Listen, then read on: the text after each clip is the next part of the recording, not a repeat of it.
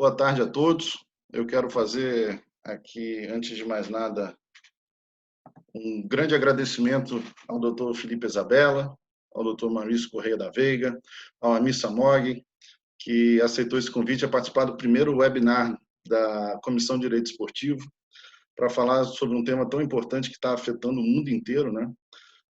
E a ideia desse evento é trazer pessoas que tenham também um conhecimento não só da área jurídica, mas também da área econômica, né, desses impactos, e conseguir aliar e fazer aí uma balança nisso tudo e tentar entender esse problema de agora e para o futuro. Então, eu quero agradecer ao Felipe. Seja sempre bem-vindo, Felipe. É um grande prazer tê-lo aqui. Dr. Maurício também, e Amir, muito bem-vindo. Então, nós estamos fazendo a transmissão via o YouTube. Então, as perguntas vão ser via chat. Eu vou fazer essa transferência, esse bate-bola com vocês. Então, eu já vou começar aqui fazendo uma pergunta até de cunho da esfera de assistência de contratos, né? Nós temos visto que no dia 2 de abril foi aprovado o auxílio emergencial para as pessoas autônomas, né, que tiveram prejuízo com a perda do emprego. E logo depois foi aprovado na Câmara, por volta do dia 22 de abril, também esse auxílio para os atletas. Porque nós temos, em muitas situações, e é o caso do Espírito Santo, os campeonatos estaduais, que o prazo do contrato é de 3 meses. E isso acaba que já encerrou. Já era para ter a final, por exemplo, aqui do Campeonato Estadual do Espírito Santo e não teve. E o que fazer com esses contratos, né? Doutor Maurício, tem alguma sugestão para a gente? Gabriel, inicialmente eu gostaria de cumprimentá-lo e cumprimentar todos aqueles que estão nos assistindo, deixar aqui meu abraço para todos os membros da Comissão de Direito Esportivo da OAB do Espírito Santo e a todos os membros que eu cumprimento na sua pessoa, Gabriel. Deixar meu abraço para o Felipe Isabella, grande amigo de longa data, para o Amir Somog, que tem um trabalho diferenciado no âmbito desportivo, em relação a todos esses números aí que todos os dias nos assolam. Então, é um prazer estar aqui com todos vocês. De fato, tivemos essa novidade, que é esse projeto de lei. E esse projeto de lei, Gabriel, foi ali o primeiro que falou dentro dessa legislação da pandemia, é o primeiro que trata especificamente do atleta e do esporte. Porque nós tivemos as medidas provisórias, 927, 936, 944, que falam ali do trabalhador em geral, da questão de layoff, de auxílio, redução salarial, suspensão do contrato de trabalho, mas nenhuma direcionada para o atleta.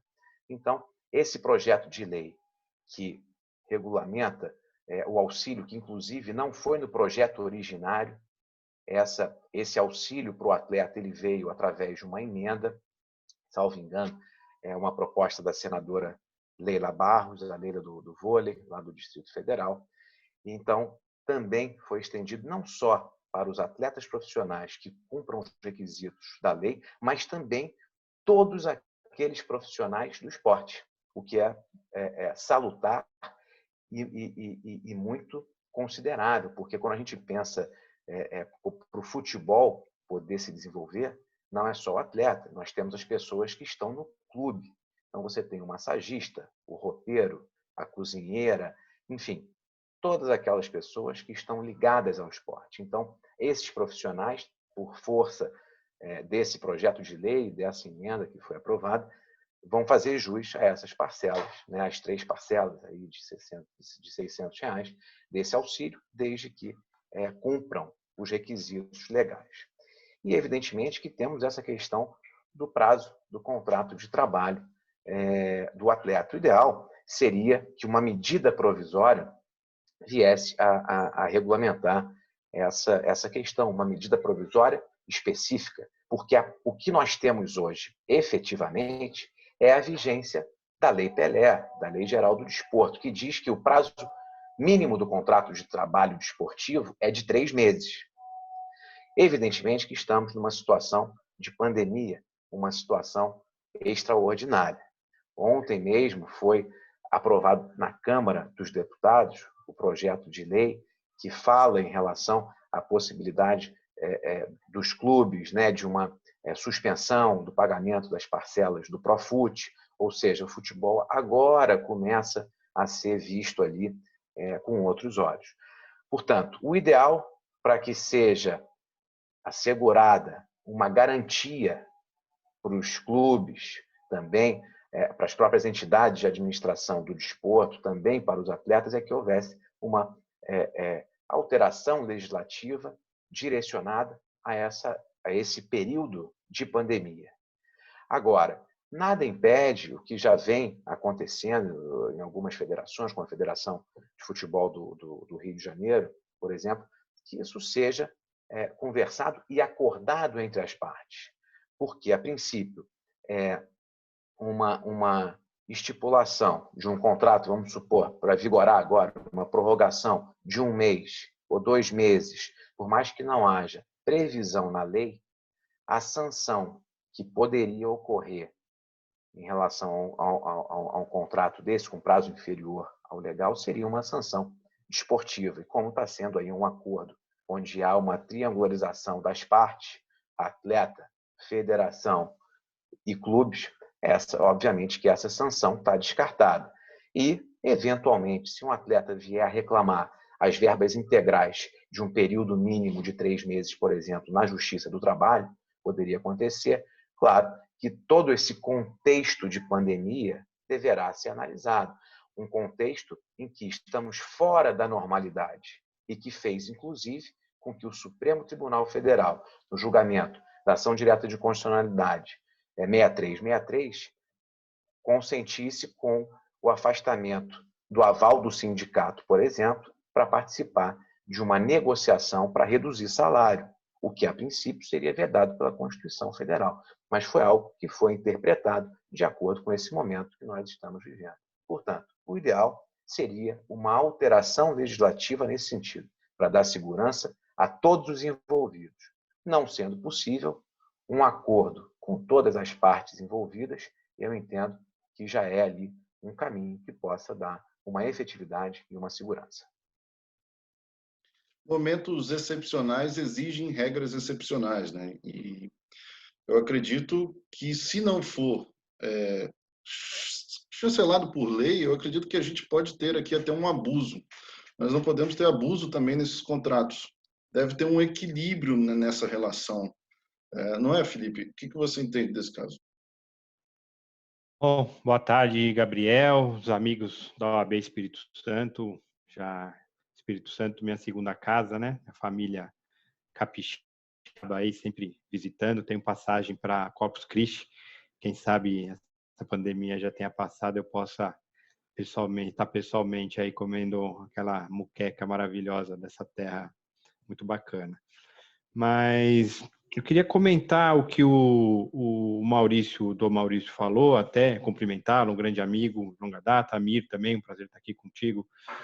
Ele que é o grande especialista nessa área do trabalho, mas só 2 pequenas observações. Com relação à medida provisória aqui, o pessoal já até apelidou de Corona Voucher, né? Um apelido meio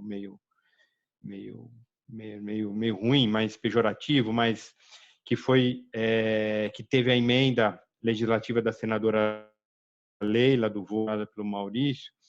O pessoal pensa muito nos atletas profissionais, né, eventualmente na arbitragem. A gente tem falado que essa verba ela vai ser de suma importância se a gente pensar nas categorias de base, nas outras modalidades que não são o futebol. Lógico que o grande foco é o futebol, mas sabe aqueles campeonatos das crianças, dos nossos filhos, ou mesmo das categorias de base mesmo ao final de semana, você vai lá no clube e tem lá o jogo começa às 8 da manhã, acaba às 5 da tarde, vôlei, handebol, basquete, futsal e mesmo futebol. Aquela arbitragem toda, ela é toda informal, né? Ela não tem registro, né? O árbitro profissional, ele já não tem um registro de contrato de trabalho, ele já é, entre aspas, meio que informal. Depois o doutor Maurício pode explicar para a gente um pouco como que funciona, mas esses profissionais também que acabam atuando durante o final de semana, ou mesmo durante a semana também apitando os jogos, são profissionais liberais ou são autônomos, né? Então, essa verba sendo específica também para pessoas que trabalham no esporte, que são informais, de acordo com que a medida provisória estabeleceu ali os pré-requisitos, também é de suma importância para a gente fomentar o esporte de base, né? As demais pessoas envolvidas ali nas competições. E sobre a legislação, a gente vê que quando se organizou, se editou, e toda vez se discute a Lei Pelé, nunca ninguém tinha se atentado, todo mundo entendeu como uma grande prerrogativa, um grande direito dos atletas, né, a garantia de que os contratos sejam por no mínimo 3 meses, né? E de fato, né, você contratar uma pessoa no mínimo 3 meses, ela vai ter para garantidos de salário para desempenhar aquela atividade. Agora a gente chegou nessa fase surreal da nossa vida, que nós estamos vivendo aqui em casa, nos escritórios virtuais, nas bate-papos virtuais, e os atletas com os contratos terminando, principalmente os atletas aí dos campeonatos estaduais, muitos atletas de quase, tirando os principais estados que têm dos times da Série A e Série B, os contratos acabam agora em abril, em maio, falta de calendário, enfim, por diversos requisitos. E os clubes pequenos não conseguem renovar o contrato por mais um mês ou fazer um novo contrato por mais 2 meses, a não ser que tenha alguma solução extraordinária, né, criativa, e que depois fica refém de eventual demanda na justiça ser enquadrada de forma diferente. Por exemplo, se a gente tirar do futebol e falar do basquete, né, o NBB. O NBB estava previsto para terminar em maio. Então, todos os clubes tinham um contrato com seus... Todos não, né? Os principais clubes, ou a maioria dos clubes principais, a maioria dos clubes tinham um contrato com esses atletas que são obrigatoriamente registrados via CLT, por uma obrigação do regulamento, são atletas profissionais de basquete, até maio. E agora o campeonato está numa celeuma que não sabe se ele continua, se ele acaba, se ele termina de vez, como a Liga de Vôlei terminou, se ele continua até junho, julho, quando. E os clubes fazem o quê? Vou renovar o contrato por prorrogar o contrato por mais... Prorrogação até é possível por mais um mês, 2 meses, mas eu não sei se vai ter campeonato, ou deixo vencer o contrato, e se voltar a ter campeonato, eu faço um outro contrato, mas aí não pode ser um contrato por 30 dias, 15 dias, por 3 jogos, né? Na NBA o cara faz às vezes um contrato por 1 jogo, 2 jogos, 3 jogos. Então a gente sente falta nesse momento, como muito bem pontuou o doutor Maurício, de eventualmente ter uma medida provisória, no caso específico do esporte, permitindo que nessa situação excepcional, medidas excepcionais possam ser tomadas para garantir até o emprego desses atletas, mas também a garantia da competição, que aí a garantia da competição, a garantia da evidência dos patrocinadores, de verbas de televisão, e enfim, que a competição volte a continuar. Enfim, é dos pontos, dos gargalos, das mazelas da nossa legislação esportiva que precisa ser repensado nesse aspecto, Gabriel.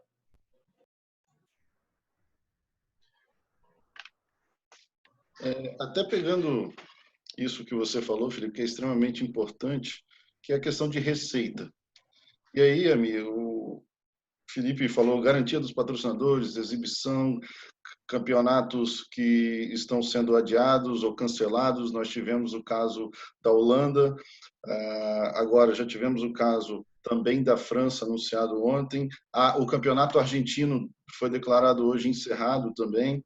Então, tem também um impacto desportivo, mas qual é o impacto se esse campeonato não voltar para esses times? Levando em consideração a questão de torcida, patrocinador, às vezes há contrato de imagem, qual seria o impacto para o clube nesse sentido? Bom, só um ponto importante sobre a questão da redução salarial, eu até montei uma proposta e estou trabalhando para tentar viabilizá-la. Um dos pontos fundamentais que nós temos que entender é que os clubes, para reduzir o salário dos jogadores, têm que entrar num projeto de choque de gestão. Quer dizer, não adianta reduzir o salário do jogador, nós estamos vivendo uma nova era. Então, o que o coronavírus está fazendo é antecipando crises. Então, os estaduais, eles são menos importantes economicamente, eles têm um papel fundamental social, mas eles começam a ser colocados à prova no sentido em que como ele vai voltar com o estadual? E o brasileiro, que vale 2 bilhões por ano em termos de televisão, como é que fica? Então, começa a se antecipar, é como se fosse a hora da revolução. Do ponto de vista econômico, é a maior crise, segundo economistas globais, a maior crise desde o crash de 29, da Bolsa de 29. Então, nós nunca vivemos nada parecido. Pelos nossos cálculos, o esporte profissional vai perder 15 bilhões de dólares por conta do coronavírus. Estamos falando de ligas, times, então o Brasil entra nessa conta. Pelos nossos cálculos, só de receitas recorrentes, sem contar transferências, seguramente vai superar 1,1 bilhão de reais. Quer dizer, você olha assim, por 15 bilhões de dólares lá fora, para 1,1 bi no Brasil, que é, na verdade, o que nós somos hoje, né? Uma parcela muito baixa do volume global que se movimenta. É uma indústria de esporte profissional que supera os 130 bi de dólares, e o nosso mercado ainda é muito pequeno por conta do nosso PIB per capita, por conta dos problemas estruturais, mas esse não é a maior perda. A maior perda geral virá do varejo, né, que caíram as vendas, da prática esportiva das pessoas, por exemplo. O mercado de fitness no Brasil movimenta muito mais dinheiro que os clubes de futebol. Então, esses mercados também vão ter fortes perdas. Do ponto de vista profissional, a principal perda é o match day, quer dizer, o estádio, o ingresso, o sócio-torcedor, que naturalmente tem queda, por questões óbvias, né, fechamento dos estádios. Depois você tem a televisão, que começa a trabalhar nesse conceito que, se eu não transmito, eu não pago.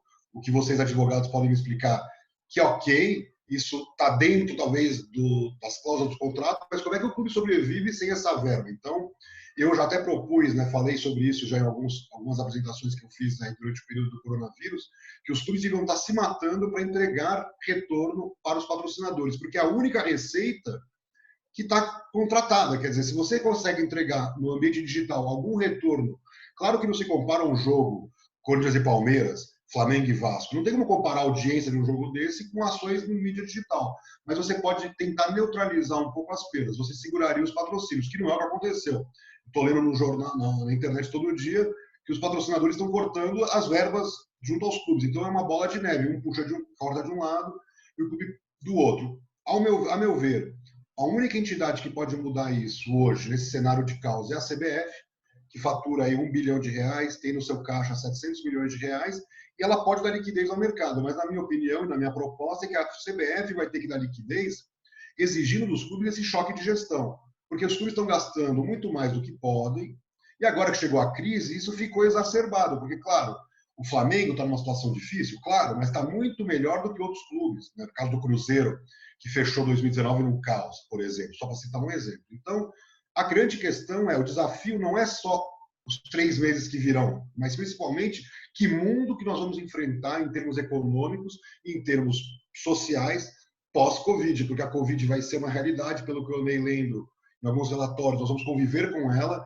vão ter saídas esporádicas, você vai ter que fazer mais home office, então o mundo está mudando e os clubes que estão inseridos nesse ambiente econômico de crise vão ter que superar muitos desafios do ponto de vista de gestão, que é um problema, né, que nós estamos discutindo aqui, contratos, essa questão de não ter fluxo de caixa, mas também no marketing, porque nós não sabemos quando volta o futebol. Como você citou, Gabriel, o futebol na Europa vai voltar em setembro, né? França já indicou isso, Inglaterra também, possivelmente, em alguns dias vai indicar, e no final nós temos que discutir a sobrevivência dos clubes menores e médios, porque eles não terão um campeonato brasileiro pela frente, como os clubes grandes. Então, esse talvez seja o maior desafio de todos. Realmente houve uma ajuda da CBF para clubes inicialmente, né, da série C e D, posteriormente para as federações também, mas mesmo assim essa ajuda ainda não é suficiente para acalentar isso, sem contar que a previsão de volta também dos campeonatos é sem torcida, né? E isso causa um impacto tremendo.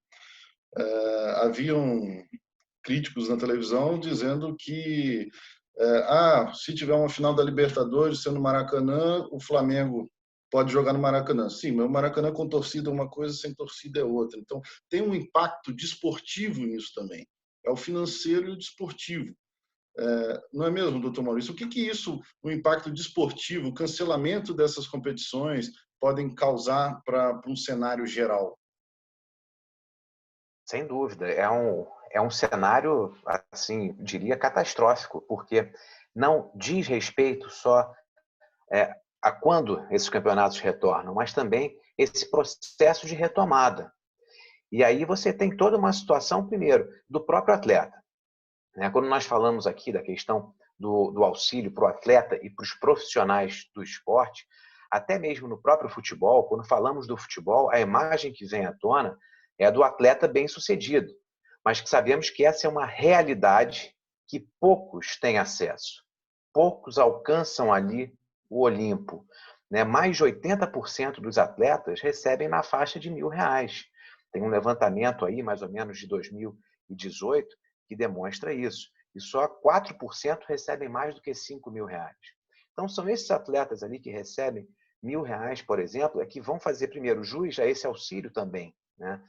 E, segundo, são esses atletas que agora, nesse momento de pandemia, estão ali em isolamento, tendo que fazer os seus treinos de forma isolada, com acompanhamento remoto, de profissionais de educação física, muitos com acompanhamento de psicólogos. Eu conversei agora há pouco tempo, antes de ontem, foi na segunda-feira, com um psicólogo do esporte, e ele contando ali todas as dificuldades que é você manter o atleta no seu dia a dia. Ele já convive com uma série de pressões, ele está no limite, ele é treinado ali a ser resiliente, a ter uma resistência muito maior. E agora, nesse momento, é algo pior ainda, porque além de toda essa situação que todos nós estamos vivendo, de incerteza, de isolamento, de confinamento, o atleta ainda tem que lidar, primeiro, com a própria ansiedade, porque a carreira dele é muito curta, muito curta. Se a gente está falando do atleta ali que tem um contrato agora que já vai terminar,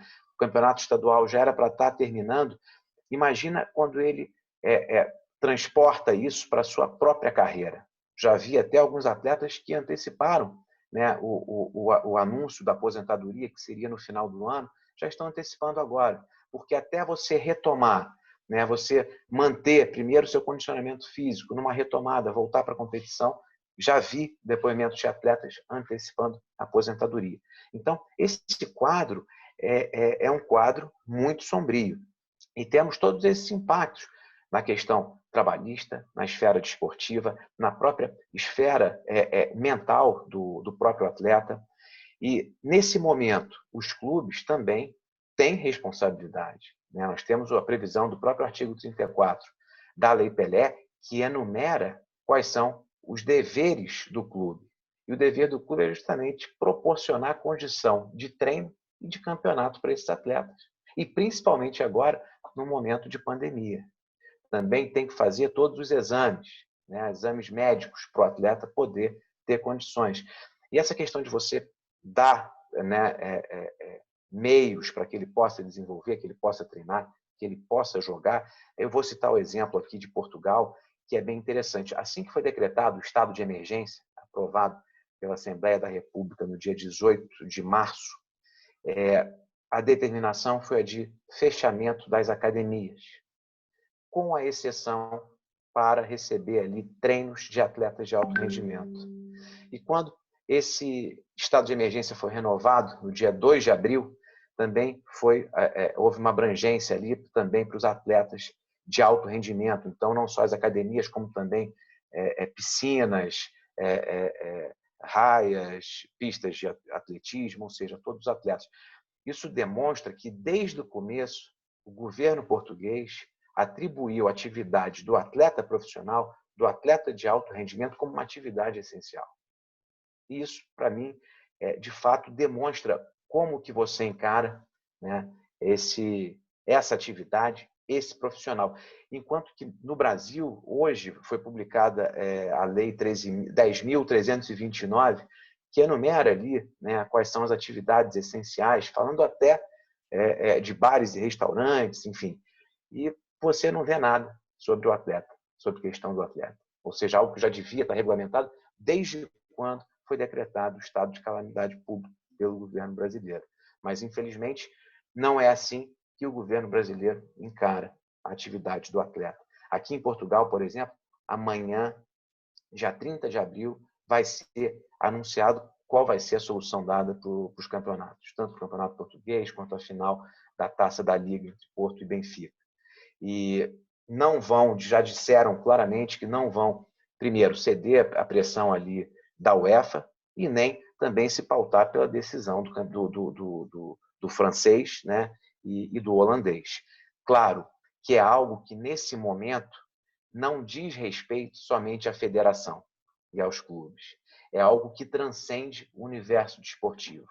Diz respeito, sim, ao Estado e ao governo. Talvez uma das poucas, a única vez que eu tenha defendido ali uma intervenção estatal no âmbito do esporte seja agora, nesse momento de pandemia, mas ela é necessária. Porque você não pode tomar uma decisão de forma unilateral, ou somente com os partícipes do meio desportivo tomando esse tipo de decisão. O governo, as autoridades, né, a autoridade de saúde, o parecer dela vai ser muito importante.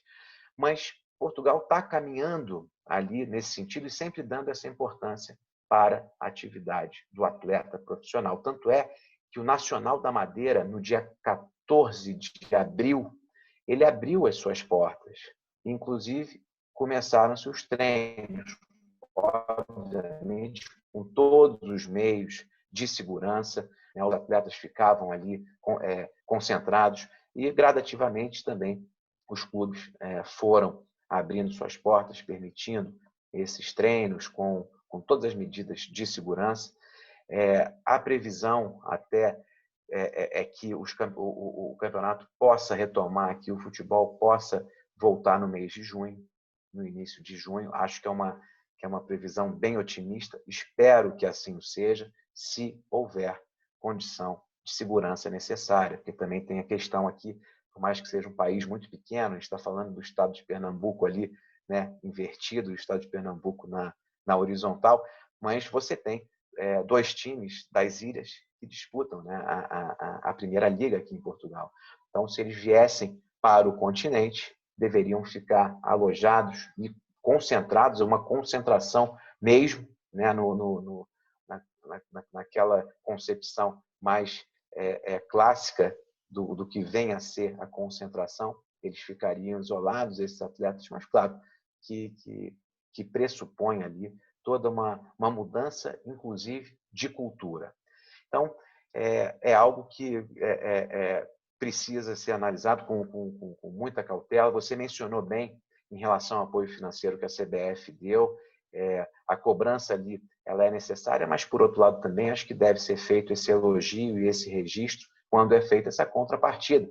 Né? Princípio sem nenhuma obrigação legal, mas que houve. Foram quase 20 milhões para os clubes da série C e D, né, para que pudessem ali se organizar, que são, evidentemente, os clubes que mais necessitam. Então, o momento agora é de uma cautela muito grande e os clubes precisam se reinventar. Tem um potencial enorme nesse momento. Vi que até alguns clubes fizeram máscaras, né, com o símbolo do clube, álcool gel com o símbolo do clube, mas evidentemente que pode ir muito mais além. Nós estamos vendo que essas lives de artistas, de cantores, batem ali milhões, né, 5 milhões, 6 milhões de telespectadores, que é um número muito impressionante, muito impressionante.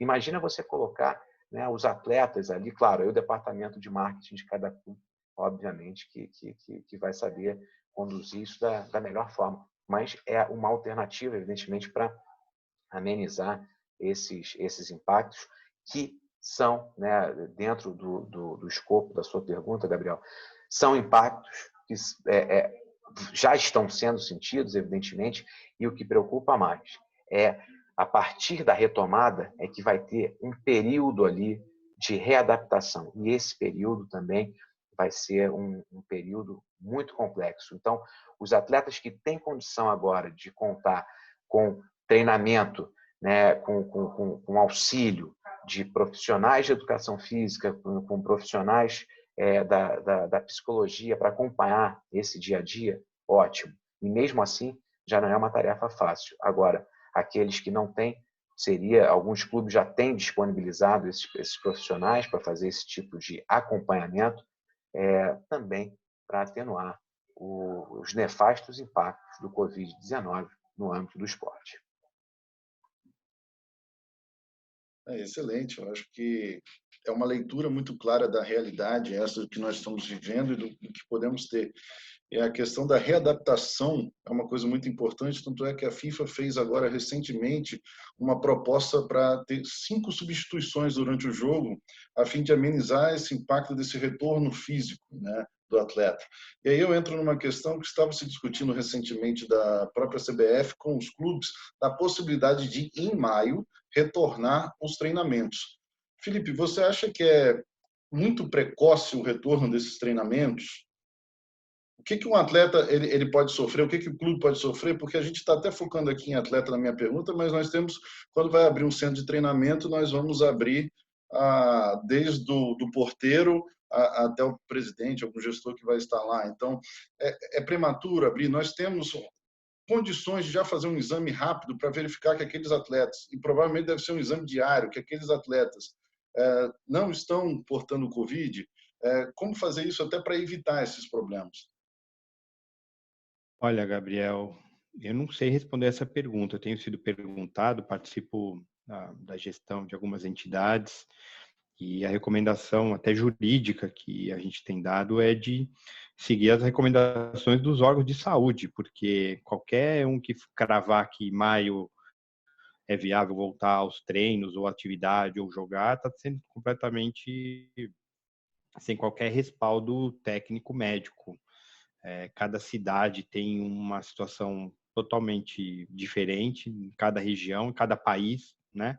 A gente tem países que já estão retornando, tem países que não parou, são poucos, mas países que não parou, tem países muito afetados, e aqui no Brasil também a gente tem acompanhado também o movimento das cidades, dos estados e das regiões.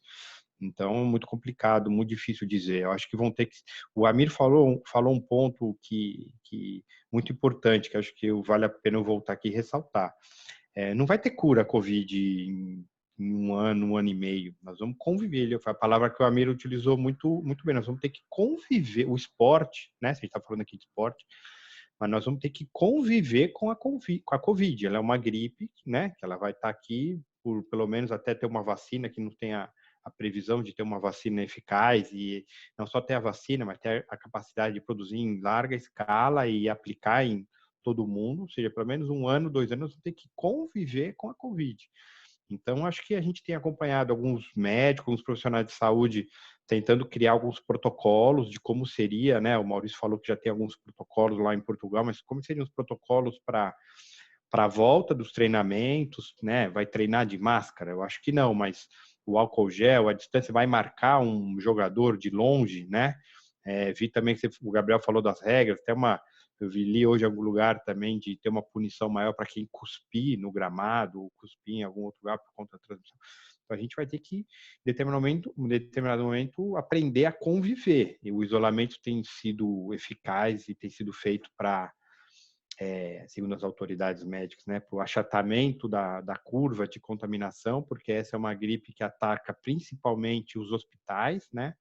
Então ela afeta principalmente o atendimento hospitalar, que a partir do momento que o atendimento hospitalar vai ficando o hospital vai ficando cheio, sem capacidade, chega uma hora que começa a chegar muitos doentes, você tem que começar a escolher quem você vai atender e quem não vai atender.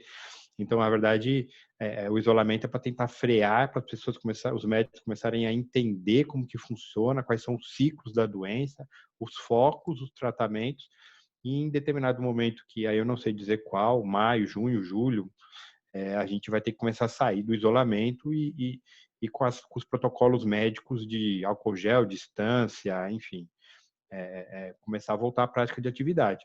E o outro ponto que o Amir também colocou é que isso vai mudar o nosso, pelo menos no curtíssimo prazo, a nossa forma de subsistência, de profissional. No meu caso, na advocacia, acaba sendo um pouco mais simples. No caso, eu consigo, por um computador, acessar em casa, peticionar. Mas no caso do atleta, ele tem que estar convivendo, se chocando, marcando. O clube, ele se não vai ter campeonato, como é que você vai botar um estádio com 30, 40 mil pessoas? Impossível. A gente trabalha com futsal, eles estão querendo ver as ideias de quando começar, como começar o campeonato, como que você vai colocar público dentro de um ginásio fechado ainda, né? Então, atividades que são feitas esportivas dentro de locais futsal, basquete, vôlei, locais fechados, ainda mais difícil que num estádio, que em tese é aberto, ventila, né? É de mais difícil dissipação, é mais fácil a dissipação do vírus. Então a gente vai ter que conviver com isso, e as entidades aí, as federações, confederações, os clubes, tem que começar a procurar novas formas de entrega. O Amir falou que é a área dele, de patrocínios digitais, ativações com seus contratos de imagem, com seus atletas, com suas marcas, com seus licenciados.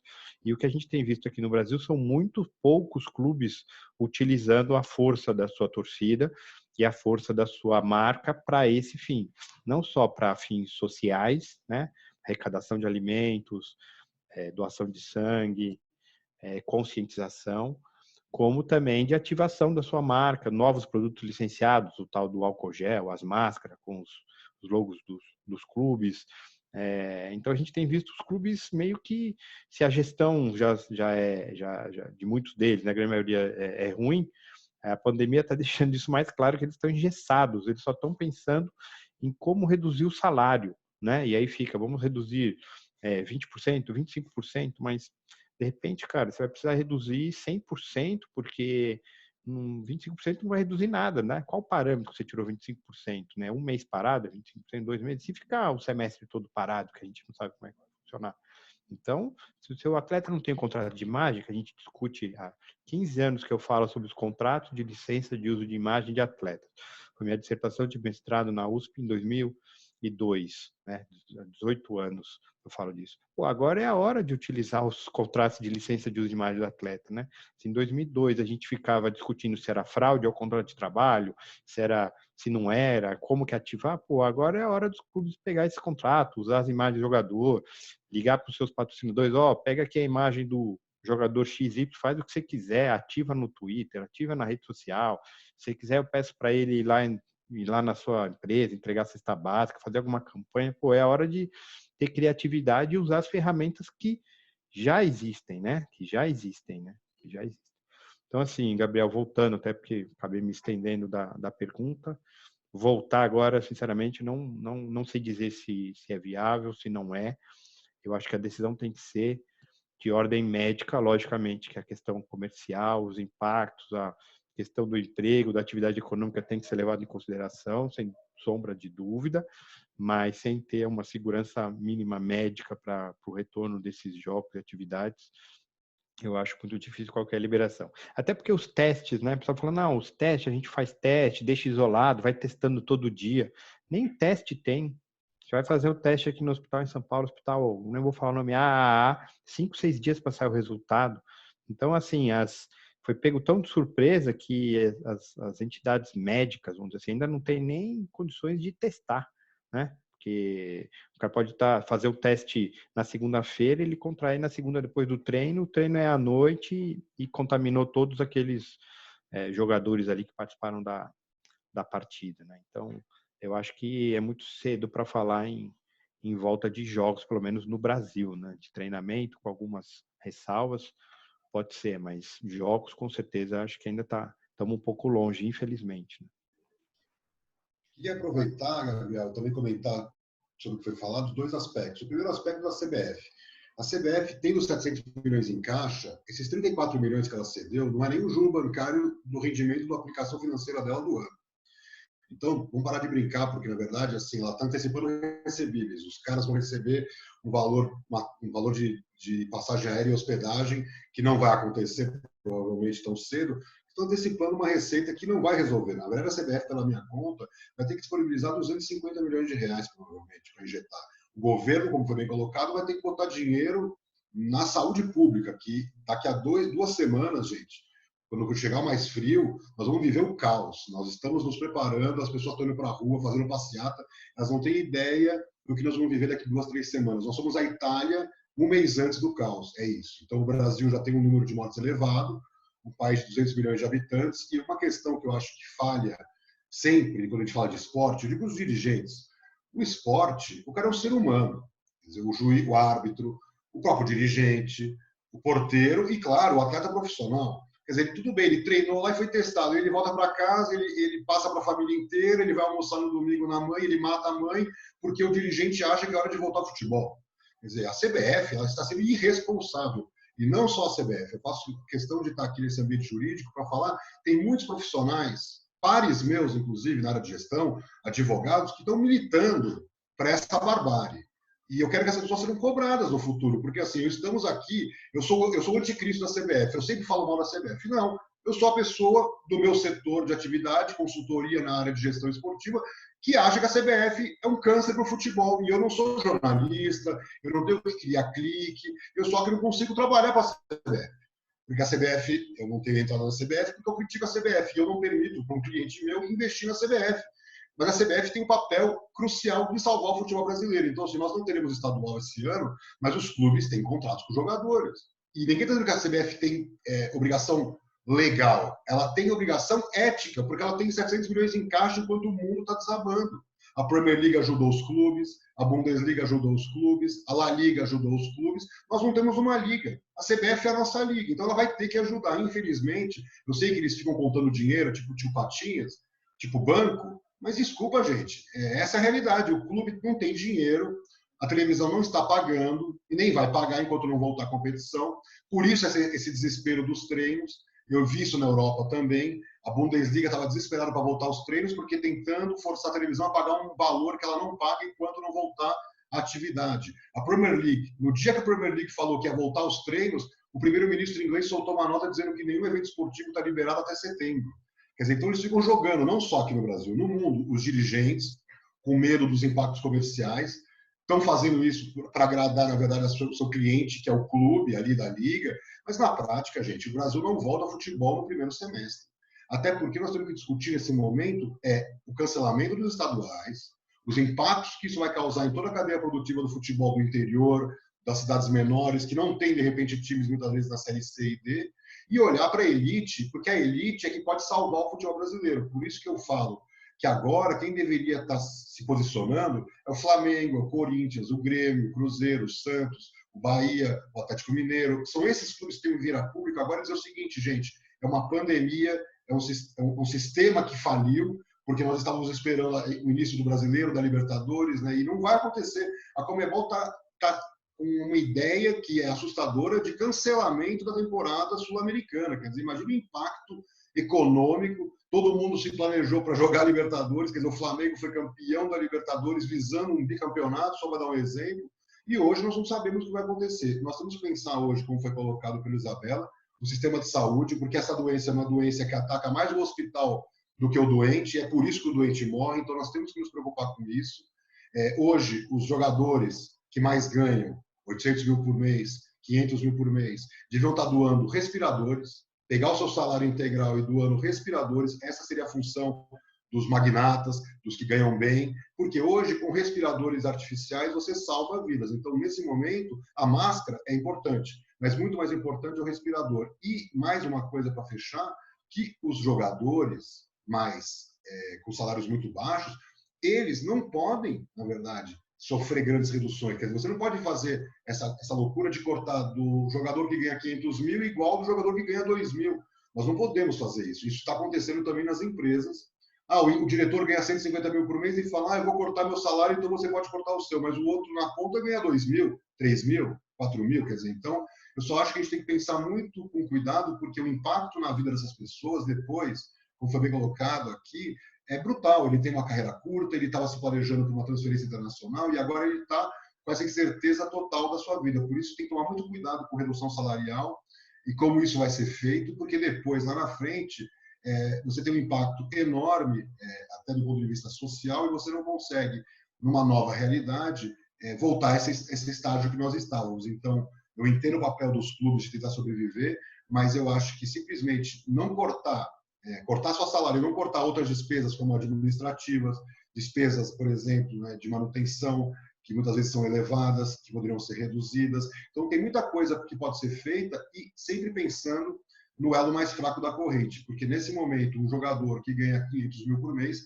tem que ter feito um pé de meia para sobreviver no momento de crise. Se eles não conseguirem, que dirá nós, cidadãos normais, né, que vivemos aí sempre na corda bamba financeira. Então, o que eu queria só colocar é isso. Eu acho que a gente tem que pegar pesado, sim, com a CBF, nós temos que cobrar, sim, dos jogadores e começar a pensar que os clubes estão gastando o orçamento 2 vezes o seu orçamento, né? Essa é a realidade, e que essa crise veio para ficar, né? Não é uma crise que vai embora quando descobrimos a vacina. O impacto no PIB dos países desenvolvidos é menor do que nos países em desenvolvimento. O Brasil, para alguns economistas, pode ter uma queda do PIB de 8% esse ano por conta do coronavírus. Então, isso é uma tragédia sem precedentes na nossa história. Por isso que a gente tem que tomar muito cuidado para não afetar ainda mais a vida das pessoas com decisões que têm um impacto social enorme.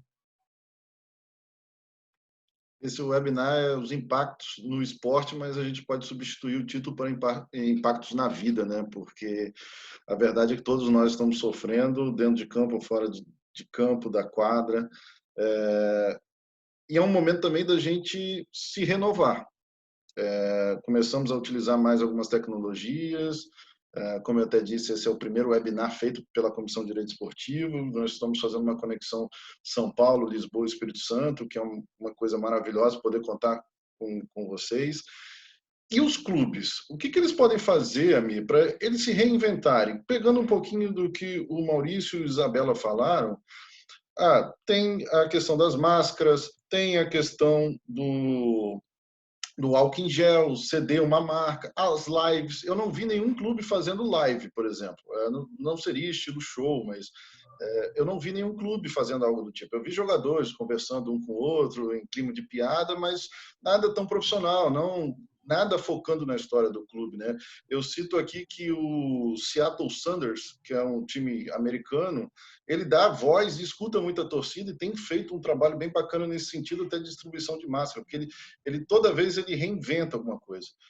Teria alguma coisa para se reinventar nesse momento, Ami, para reduzir um pouco esse impacto financeiro, mesmo sabendo que as maiores fontes de renda seriam ou a televisão e os contratos de patrocínio? Excelente pergunta, porque na prática, o futebol brasileiro, em termos de marketing esportivo, ele trabalha com um conceito muito antigo, até desgastado, que é visibilidade na camisa. Então, o que faz o patrocinador? Ele coloca a marca na camisa, ou numa placa, num backdrop, e aí aquilo é calculado e vê se quanto vale aquilo em termos publicitários e negocia um valor, né, entre clube e patrocínio. Essa é a realidade do Brasil, que ficou para trás em termos europeus, mesmo americanos. Nos Estados Unidos, boa parte das ligas nem permite que se tenha visibilidade na camisa. Então, esse aspecto promocional do patrocínio é algo muito novo no Brasil. Então, por que eu estou falando isso? Porque um jogador, fazendo uma live com a camisa do clube, ele está gerando visibilidade para milhões de pessoas naquele momento, para o patrocinador. Então, falta ao clube entender que o meio digital ele é tão forte, ou mais forte até hoje, do que a televisão. Só para você ter uma ideia, segundo o Ibope, 80% das pessoas assistem vídeos na internet. Isso é muito mais gente. Estou falando internet, pode ser rede social, pode ser YouTube, pode ser qualquer ambiente digital. Enquanto que o índice de audiência média do brasileiro na televisão aberta só cai. Então, nós estamos falando de um ambiente, nesse momento, em que a audiência domiciliar é única no mundo. Nunca tantas pessoas, ao mesmo tempo, estão conectadas à internet. Por isso que, como foi bem destacado, uma live de um cantor, ainda que não seja um cantor como o Rolling Stones, leva milhões de pessoas ao vivo e ali você tem os acessos dos patrocinadores, você tem ações. Eu disponibilizei um estudo recente sobre o impacto do coronavírus e como que as ligas e clubes poderiam trabalhar. E eu citei só alguns exemplos. Por exemplo, o jogador de futebol poderia ensinar jovens a fazer embaixadinha. O fisioterapeuta do clube poderia brincar e fazer atividades esportivas dentro de casa, que hoje é o grande dilema dos pais. O que eu faço com o meu filho que é cheio de energia e está preso dentro de casa, que não pode ir no parque, que não pode ir no clube, por exemplo. Aquela pessoa, por exemplo, que quer fazer uma atividade esportiva e que com a camisa do clube ali ele se empolgaria. Ou, por exemplo, um jogador falando, né, temas relevantes, ou mesmo jogadores falando com ídolos antigos, presidente do clube vindo e discutindo, né, com a torcida essa situação dramática e como que a gente poderia sair. E, finalmente, que é o mais importante, dar algo para a sociedade. Hoje as marcas, eu vou citar aqui uma marca que eu estou respeitando muito mais hoje em dia do que eu respeitava e já respeitava, é o Magazine Luiza. O Magazine Luiza está comprando mídia, portanto está gastando dinheiro na televisão, nas redes sociais e na internet em geral, dizendo o seguinte: se você é empreendedor e não tem um e-commerce, e precisa do e-commerce para sobreviver, nós da Magazine Luiza vamos te ajudar. Então perceba, a Magazine Luiza está fazendo algo de bom e que vai voltar para ela em termos econômicos. Isso não tem problema. O que estamos falando é oportunismo. Isso não é oportunismo, isso é ajudar. Então, se você, por exemplo, pega outros exemplos de empresas que estão se reinventando, por que os clubes não podem se reinventar? Por que os clubes não podem fazer um campeonato como a Fórmula 1 fez, por conta própria, juntar os marcas e fazer um campeonato de FIFA e a garotada assistindo? Como é que joga meu ídolo? Corinthians versus Palmeiras, São Paulo versus Santos, e aí fazer um campeonato? Por que não foi feito isso? A Fórmula 1 fez isso. Então, eu poderia ficar aqui destacando 1000 ações, mas o conceito é, não dá mais para pensar em patrocínio de visibilidade de marca. Só para fechar, enquanto os bancos digitais estão torrando milhões nos clubes, o seu consumidor millennial não assiste TV aberta. Ele só vê vídeos na internet. Ele não tem mais do que 3 minutos de paciência. São os estudos que estão dizendo isso. Então, os millennials, que são o público-alvo dessas marcas que estão na camisa dos times, não estão vendo jogos na TV aberta ou na TV fechada. Eles não veem televisão. Eles só estão na internet. Então, se você não falar com esse público, eu vou dar um exemplo para fechar. Eu estou vendo as televisões transmitindo grandes partidas, grandes jogos antigos, que essa garotada nem viu. E que seria fantástico que ela se interessasse, mas ela não vai ficar 90 minutos vendo um jogo com narração antiga. Tem que fazer um highlight de 2, 3 minutos, empacotar, botar a marca do patrocinador e aí viralizar para essa geração de garotos. Então, essas discussões, eu estou falando aqui, que eu já pensei, já passei para algumas pessoas, quão importante seria, já passou, porque agora o coronavírus nos deixou desgastado dentro de casa, né? Aquele ambiente de empolgação, de consumir conteúdos, passou um pouco naquele primeiro momento, primeiro impacto. Agora tem que ser muito mais criativo. Por isso que eu acho que os clubes perderam uma grande oportunidade, como disse a Isabela, de explorar a imagem desses atletas, de dar um banho em termos de marketing, de dar visibilidade aos patrocinadores, e aí o patrocinador ia olhar para o clube e hoje e falar, olha, na crise absurda que eu estou vivendo, a única coisa boa que está acontecendo comigo é que o meu clube está fazendo um monte de ação legal, está desenvolvendo a minha marca, está dando retorno e me fazendo vender, ou pelo menos engajar o meu cliente. Então, eu acho que deixo essa mensagem que é isso, você tinha que pensar fora da caixa, e o marketing esportivo dos clubes ainda está muito engessado em conceitos antigos. Maurício, um membro da nossa comissão, Pedro Mateu, fez uma pergunta se a mediação e a arbitragem seria uma possibilidade para tratar desses assuntos esportivos nesse período do coronavírus. Sem dúvida, deixar aqui meu abraço para o grande Pedro Matei, que fez um trabalho ali muito bom na Academia Nacional de Direito Desportivo, prestou ali um grande serviço, né, para todos os acadêmicos e estava sempre ali pronto, né, para colaborar com o desenvolvimento da academia. Aproveito aqui para deixar um abraço também para todos os acadêmicos. A academia tem feito papel sempre nessa linha, né, de buscar esse diálogo, buscar os eventos. Então, Pedrinho, um prazer aqui estar falando contigo, me dirigindo a você agora, Pedrinho, carinhosamente, porque, na verdade, é o Pedrão que certamente aí está trilhando o caminho para ser um grande advogado. Sem dúvida, né, que todos os meios alternativos de solução de conflitos são ali os melhores para as demandas de natureza trabalhista e desportiva. Isso independentemente até da questão da pandemia. E voltamos agora naquela questão da duração do contrato de trabalho do atleta. Por ser um contrato de trabalho por prazo determinado, com período mínimo de 3 meses, máximo de 5 anos, a carreira do atleta é uma carreira curta. Então, as demandas exigem uma solução rápida e eficaz. Eu ainda acredito e defendo piamente que a Justiça do Trabalho é ali a mais competente dentre todos os ramos que nós temos de justiça no Brasil, é a mais competente e qualificada para julgar essas demandas. De qualquer forma, apesar de ser o ramo da justiça mais célere em comparação aos demais, em termos do atleta profissional, ainda há ali uma demora. Se você pensar que o atleta entra com uma reclamação trabalhista, vamos supor, pedindo ali a rescisão indireta do seu contrato de trabalho, não só o atleta quer uma solução rápida, mas também o clube. Porque quanto mais o tempo passa, o clube está com a espada na cabeça e que pode ali uma demanda se transformar em algo, num valor financeiro ali considerável e muito significativo.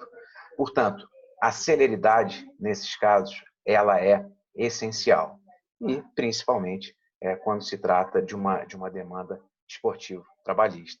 Em termos, né, agora considerando essa situação de pandemia, sem dúvida nenhuma que mediação, a conciliação vai ser ali a forma mais eficaz. Eu não digo nem arbitragem, porque a arbitragem ainda precisa ser desenvolvida, né, ainda no Brasil, e envolve ali também custos que podem ser elevados para determinado atleta, mas mediação, conciliação, sem dúvida nenhuma, vão ser a solução nesse sentido. E aqui até aproveitando para poder atingir então a geração Millennium Z, eu faço aqui o convite para acessar. Eu tenho um canal no YouTube, que é o Maurício Corrêa da Veiga, que a gente fala sobre questões trabalhistas, principalmente sobre questões desportivas e desportivas dentro da área do direito do trabalho desportivo. E essa questão, inclusive, desses meios aí alternativos, digamos assim, de solução de conflitos também vão ser abordados e agora também intensificados em razão desse novo momento aqui que nós estamos vivendo.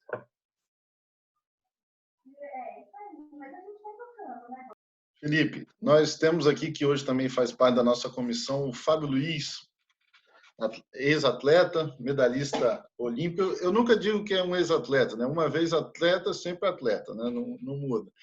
E ele tocou num ponto muito importante, né? Até na nossa última reunião, que ele leva um pouco esse lado do esportista.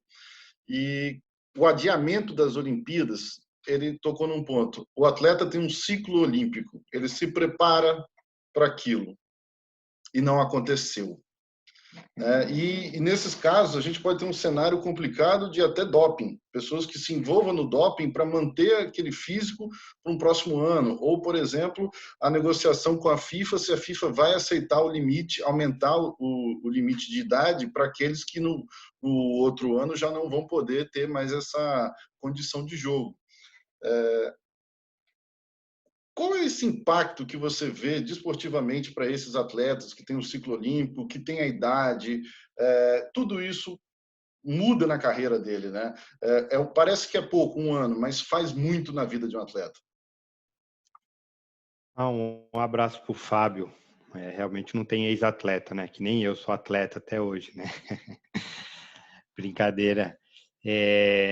Não, é um dos grandes problemas, né, que o atleta ele faz a preparação cíclica, né? Ele planeja o ano dele de acordo com o calendário não sei qual era a modalidade do Fábio, mas de acordo com o calendário da modalidade de atletismo, os meetings, as provas nacionais, internacionais, as classificatórias, as provas que ele precisa competir pelo clube para eventualmente ter acesso à classificação, ao Bolsa Atleta, né? A gente tem que lembrar disso. Tem muito atleta que vive da Bolsa Atleta do Ministério do Esporte, que também vai ter que mudar as regras, porque se a gente chegar num determinado período que não vai ter competição, primeiro semestre praticamente sem competição, o segundo semestre sem competição, sem olímpica, como vão fazer com essas bolsas, né? A renovação, porque ele tem que comprovar a competição que ele competiu no passado para ter acesso à bolsa do futuro, né? Então, se não teve competição, como que ele vai comprovar a renovação da bolsa? Todo mundo vai perder a bolsa atleta? Então, os impactos são em todas as áreas, né? No caso do atleta, realmente ele vai ter uma perda muito grande para quem já estava desenvolvendo um ciclo de atividade física e de preparação para chegar no ápice em julho, né? Vai ter que se adequar, readaptar e vai ficar sujeito a todas aquelas intempéries que fazem parte do esporte. Ele pode ser que os que já estão classificados, muitas das confederações já disseram que vão manter a classificação, então esse atleta vai ter que, de alguma forma, durante um ano, renovar o seu ciclo de treinamento e para chegar em julho do ano que vem e estar no seu auge, evitar as lesões, né? Vai ficar sempre na cabeça do atleta, poxa, mas de repente ele tem uma lesão no meio do caminho, em julho passado eu não tinha lesão, agora eu tenho, da mesma forma que vai ficar na cabeça do atleta que tinha uma lesão e perdeu a vaga e no ano seguinte ele vai estar melhor, né? Que a gente vai estar classificando, a gente vai ter atletas classificados para uma Olimpíada que vai acontecer daqui 1 ano e um ano e 3 meses, que foi decidido com quase 2 anos antes, ou seja, talvez não sejam os melhores atletas naquele momento, né? Então, até que ponto isso é justo? Você tem os atletas relacionados com doping, e isso eu vi uma discussão muito interessante também dessas lives, esse webinar referente a doping. Essas suspensões são por prazo. Então, acho que foi um atleta do judô, né, que tem uma suspensão, esqueci o nome dela também, uma medalhista nossa do judô, já eu lembro o nome dela, que tem uma suspensão que deve acabar agora em agosto, julho, então praticamente ela estaria fora da Olimpíada. Como a suspensão, o prazo dela vai vencer, né? A suspensão não foi até o final da Olimpíada, foi por prazo. Passado esse prazo, ela vai estar apta para disputar as competições e os rankings e as eliminatórias, classificatórias, eventualmente está na Olimpíada. A gente tem um exemplo também, a questão do Comitê Russo, né? O Comitê Russo de Atletismo, salvo engano, estava fora da Olimpíada por problemas de doping. Ainda tinha um recurso para ser julgado no CAS, mas muito provavelmente não daria tempo de preparação, de classificação. Os atletas teriam que competir com aquela bandeira universal, né? Sem bandeira. Então, agora abre mais uma janela de que, de repente, tem mais um ano aí para tentar a reversão dessa decisão para os atletas poderem competir. Então, enfim, tem impactos de todos os lados, não só na parte física, na parte contratual, na parte de patrocinadores, né? Muitos atletas tinham um contrato de patrocínio até a Olimpíada. E a Olimpíada prorrogou um ano. Será que esses patrocinadores vão manter? Será que eles vão conseguir manter a preparação deles no mesmo nível, no mesmo alto nível no próximo ano, se eles não tiverem esses patrocínios, né? A gente tem visto aqui, o Clube Pinheiros tem feito aqui em São Paulo também algumas alterações na sua política esportiva. Alguns atletas estão deixando de ser patrocinados justamente por conta da pandemia, da falta de investimentos. Então, essa semana houve o desligamento do Thiago Braz, que é um medalhista olímpico do salto em altura, né? Ele tem outros patrocínios, tal, mas e aí, como é que vai ficar na próximo? Ele tinha contrato até a Olimpíada, não tendo a Olimpíada esse ano, o clube acabou por, dentro dos termos contratuais, pagando as multas, enfim, rescindindo o contrato. Como que vai ficar esse atleta, a preparação dele para o ciclo? Ele já estava classificado para a Olimpíada. Como que vai ficar esse ano? Então, são vários impactos. Mas também, por outro lado, vão surgir várias oportunidades, né? Dependendo de como as empresas se ficarem de pé ou tiverem interesse, vai aparecer várias oportunidades de patrocínios para atletas de ponta que vão estar disponíveis, atletas também que não tinham oportunidade vão surgir, vão poder disputar e eventualmente que estavam fora da Olimpíada vão poder estar na Olimpíada no ano que vem. Então é meio que um reset geral e um recomeço para todo mundo, né? Amir, um colega aqui, membro da nossa comissão, acabou de me lembrar que o campeonato de LOL, ele foi de 2019, né, do eSports, ele acabou sendo mais assistido na internet, mais inclusive do que o Super Bowl, só que o Super Bowl na TV aberta foi o mais assistido, mas na internet foi o campeonato de LOL, quer dizer, as pessoas realmente procuram muito a internet para poder ter esse acesso a dados. É uma coisa que os clubes, de fato, deveriam procurar. E aí tem uma notícia hoje que é possível, estão considerando que as Olimpíadas não vão se realizar em 2021. Então, talvez as Olimpíadas de Tóquio não aconteçam. Qual seria esse impacto financeiro, inclusive para o próprio Japão, de não ter essa Olimpíada? Né? Para os atletas seria absurdo, até pelo que a gente já comentou aqui agora sobre o ciclo olímpico, mas qual seria esse impacto financeiro para a televisão, para a cidade? O que a cidade poderia perder e o que o esporte poderia perder com isso? Um cancelamento de um mega evento dessa magnitude, acho que, tirando a época de guerra, nós nunca vivemos nada parecido. Acho que não tem nem como calcular o tamanho da perda, não só para o Japão, para o esporte mundial, para o COI, para os patrocinadores e, obviamente, para os atletas, que foi bem colocado. Eles se preparam para agora. Daqui a um ano, como vai estar, daqui a 2, então, e vai empurrar todo o calendário esportivo. Então, do ponto de vista, seria o pior cenário. O que nós temos que entender é que os Jogos Olímpicos não fazem o menor sentido sem público. Porque alguém em algum momento, aventou com a possibilidade de não haver público. Só que todo investimento de um país, vivemos aqui no Brasil, aconteceu mesmo em Londres e agora em Tóquio, toda a viabilidade, se é que há essa viabilidade, nós não vivemos isso no Rio, mas Japão seguramente viveria, que é o impacto econômico na data do evento, durante o evento, a vinda dos turistas estrangeiros, mais o consumo dos turistas domésticos e, obviamente, como isso reverbera durante os próximos anos em termos de impacto econômico turístico para o futuro. Quer dizer, Barcelona, um grande exemplo, mesmo Londres, que cresceu muito, né, em termos econômicos por conta do mega evento. Então, não faz o menor sentido. E a grande pergunta é, e se cancelar em 2021? Por quê?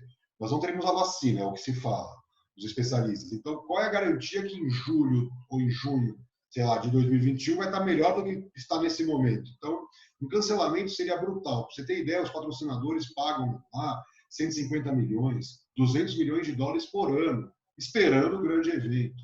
Quer dizer, você tem novos patrocínios, como é o caso do Airbnb, que é um site, né, de hospedagem. Como é que fica? Né? Quer dizer, ele depende dos hóspedes para viabilizar a sua entrada. Então, um possível cancelamento seria um cenário de caos.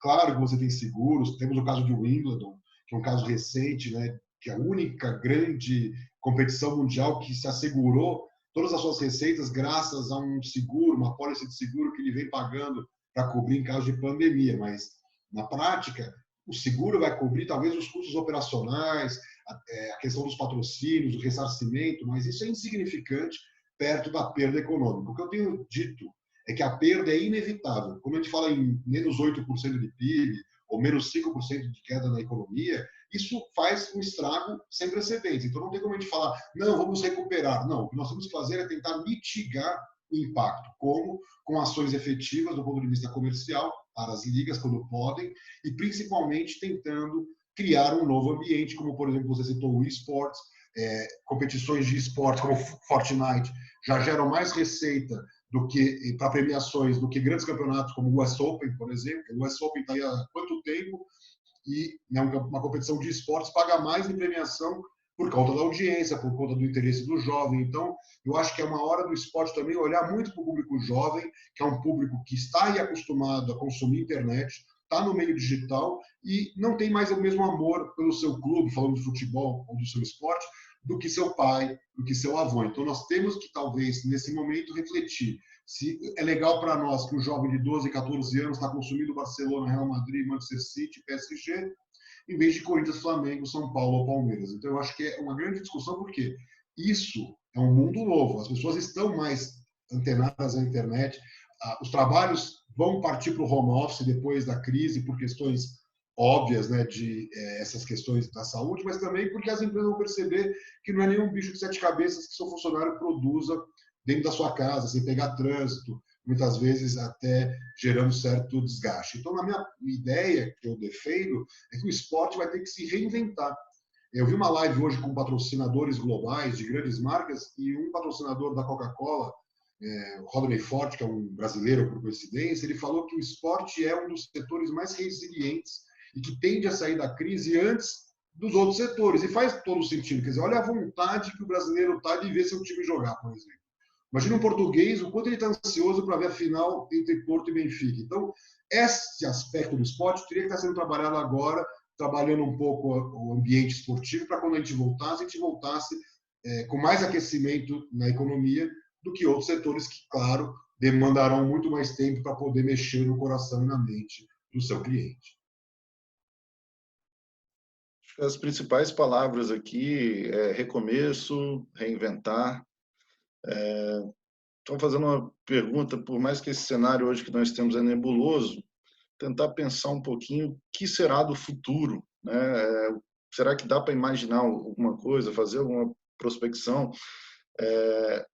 O que você acha que pode vir pela frente, Maurício, agora, com esse recomeço, essa reinvenção do futebol, reinvenção do esporte em si? Bom, exatamente. Acho que o ponto é esse, né? Não vamos voltar à normalidade. Pode ser uma nova normalidade, mas o que era antes certamente vai deixar de existir. Claro que vai ser ali um caminho de adaptação, mas agora as adaptações já estão sendo enfrentadas de uma maneira até muito mais acelerada.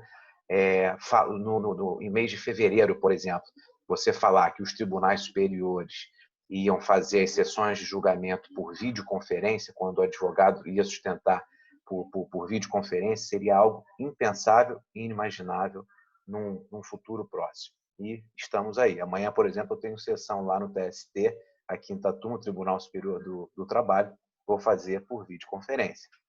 Então, é essa nova realidade que vai estar aí presente, né, em todos os segmentos. Na área desportiva, talvez a questão mais imediata seja até uma adequação de valores, porque hoje você tem diferenças que são diferenças abissais.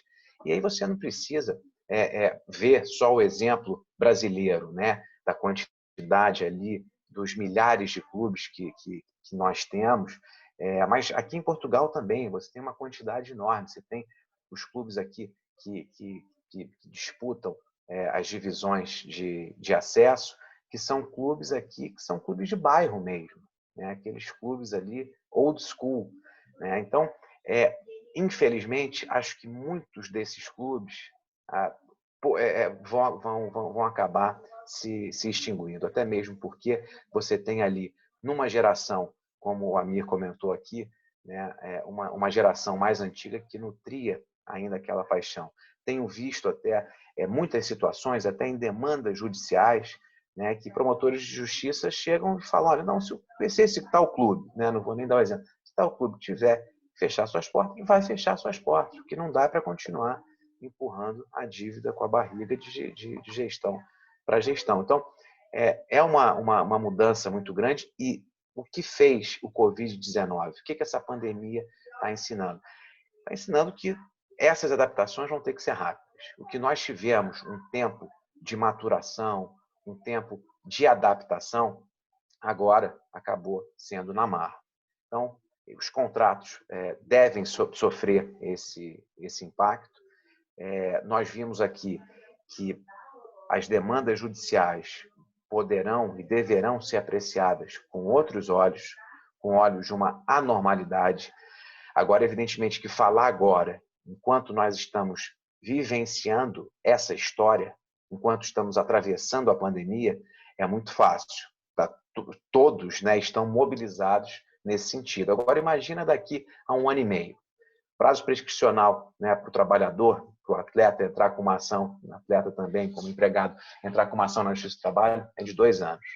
Imagina ele entrando com uma ação daqui a 1 ano e meio, falando: olha, eu tive aqui uma redução salarial de 50%, que, na verdade, eu não concordei. Como todo mundo, os demais atletas acabaram indo, eu fui também. Como vai ser a postura desse juiz do trabalho para julgar isso? Não com a cabeça de agora, porque agora eu não tenho dúvida que todos estarão solidários com essa situação, pensando num bem maior. Olha, é melhor você reduzir metade do seu salário do que ficar sem emprego, né? Então, você está dentro ali de uma conjuntura. Agora, daqui a 1 ano e meio, digo 1 ano e meio, mas pode ser 1 ano, né? Vamos ver como é que vai ficar esse entendimento, esse posicionamento. Então, é preciso também, quanto mais garantia você tiver, melhor vai ser.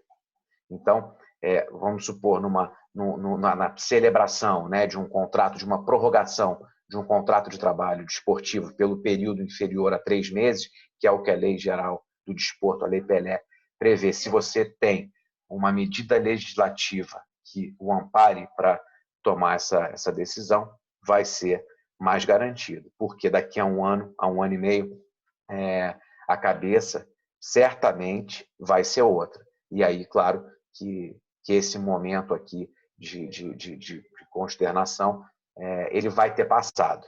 Então, é importante que, né, os próprios clubes tenham, né, a consciência disso e busquem essas garantias, né, para certeza ninguém pode dar, pode conferir, mas que pelo menos você tem possibilidade de ter decisões ali mais justas com a visão dessa realidade que nós estamos enfrentando, que certamente vai afetar a todos. Essa questão dos atletas atualmente, essa relação entre atleta e clube, é o que mais preocupa nesse momento em relação a essa disponibilização de treinos e de assegurar as condições para que, mesmo em casa, o atleta não perca muito o seu vigor físico, porque perder realmente, né, vai ser inevitável. Então, o que eu digo aqui é para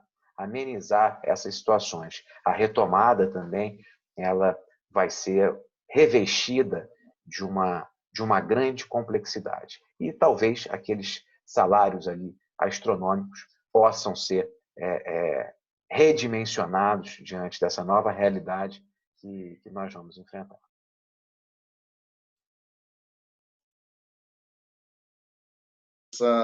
Essa mudança de visão que inclui, como o Amir falou, o Maurício falou, Felipe, que de gestão, né, que tem que ter uma mudança drástica de gestão. Vou citar aqui, por exemplo, o Flamengo, que quando estava nesse momento de reestruturação, aprovou no seu regimento uma responsabilidade fiscal dos sócios. E aí são mudanças, tentando um pouquinho mais o profissionalismo, né?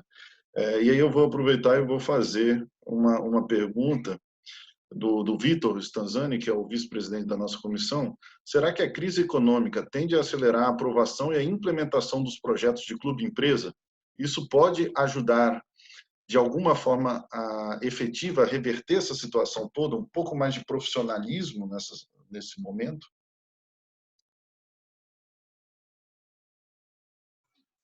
Bom, eu posso começar respondendo, até por não ser advogado, eu vou dar minha visão de gestão. Eu acredito que talvez seja o caminho, porque os atalhos, né, para a modernização são sempre na hora da crise, porque quando está tudo muito bem, ninguém vai querer fazer nenhuma mudança. E agora a situação é clara, ou muda ou morre, porque hoje a palavra de ordem, né, no mundo empresarial é adaptabilidade. A cada dia uma novidade, você não sabe se aquilo que você acreditava piamente, eu vivi isso, trabalho com planejamento estratégico há mais de 2 décadas, sempre pensei muito no longo prazo, atendo clientes hoje na área de startups, que o cara está me fazendo repensar o meu modelo mental, porque o cara fala, Mir, que 5 anos, daqui a 6 meses mudou tudo. Então, isso é um baita de uma curva de aprendizagem para o meu trabalho. Hoje eu atendo clientes tanto na área tecnológica, né, na parte de startup, como tradicionais, analógicos, e para todos eles eu falo, gente, nós temos que pensar mecanismos de adaptabilidade às mudanças que vem por aí. Então, o que me parece que o Clube Empresa poderia ser isso, mas não pode ser como foi o Profut. Eu fui um dos poucos especialistas na área de gestão 100% contrário à forma que o Profut foi aprovado. Eu sou totalmente contrário a essa passividade que o governo federal, como grande credor, tem do futebol brasileiro. Eu acho que eles têm um papel importante como um mecanismo de transformar esse mercado no mercado profissional, como aconteceu em Portugal. Eu tive um cliente, eu atendi um cliente, né, com foco em Portugal, e eu estudei profundamente a legislação e a transformação. Portugal foi um dos últimos países do mundo no futebol a mudar sua legislação em 97. Já tem ideia, na Espanha foi em 90, quer dizer, 7 anos antes. A Alemanha veio depois de 98. Então, nós estamos muito atrasados. Então, eu acho que nós temos que pensar, sim, que essa crise pode nos trazer essa possibilidade, mas tem um grande problema. O investidor lá do outro lado talvez não esteja com o mesmo afã de investir do que ele estava há 2, 3 meses. Então, nós vamos repensar também qual é o papel desse investidor. Porque, vou pegar no Catar milhões e comprar o Corinthians, o Flamengo ou o Cruzeiro. Não dá. Agora é uma nova realidade. Então, talvez os clubes vão ter que pensar muito numa lição de casa, no modelo de gestão mais austero e proporcionando ao investidor um grande interesse nesse processo de reestruturação da estrutura jurídica do futebol brasileiro.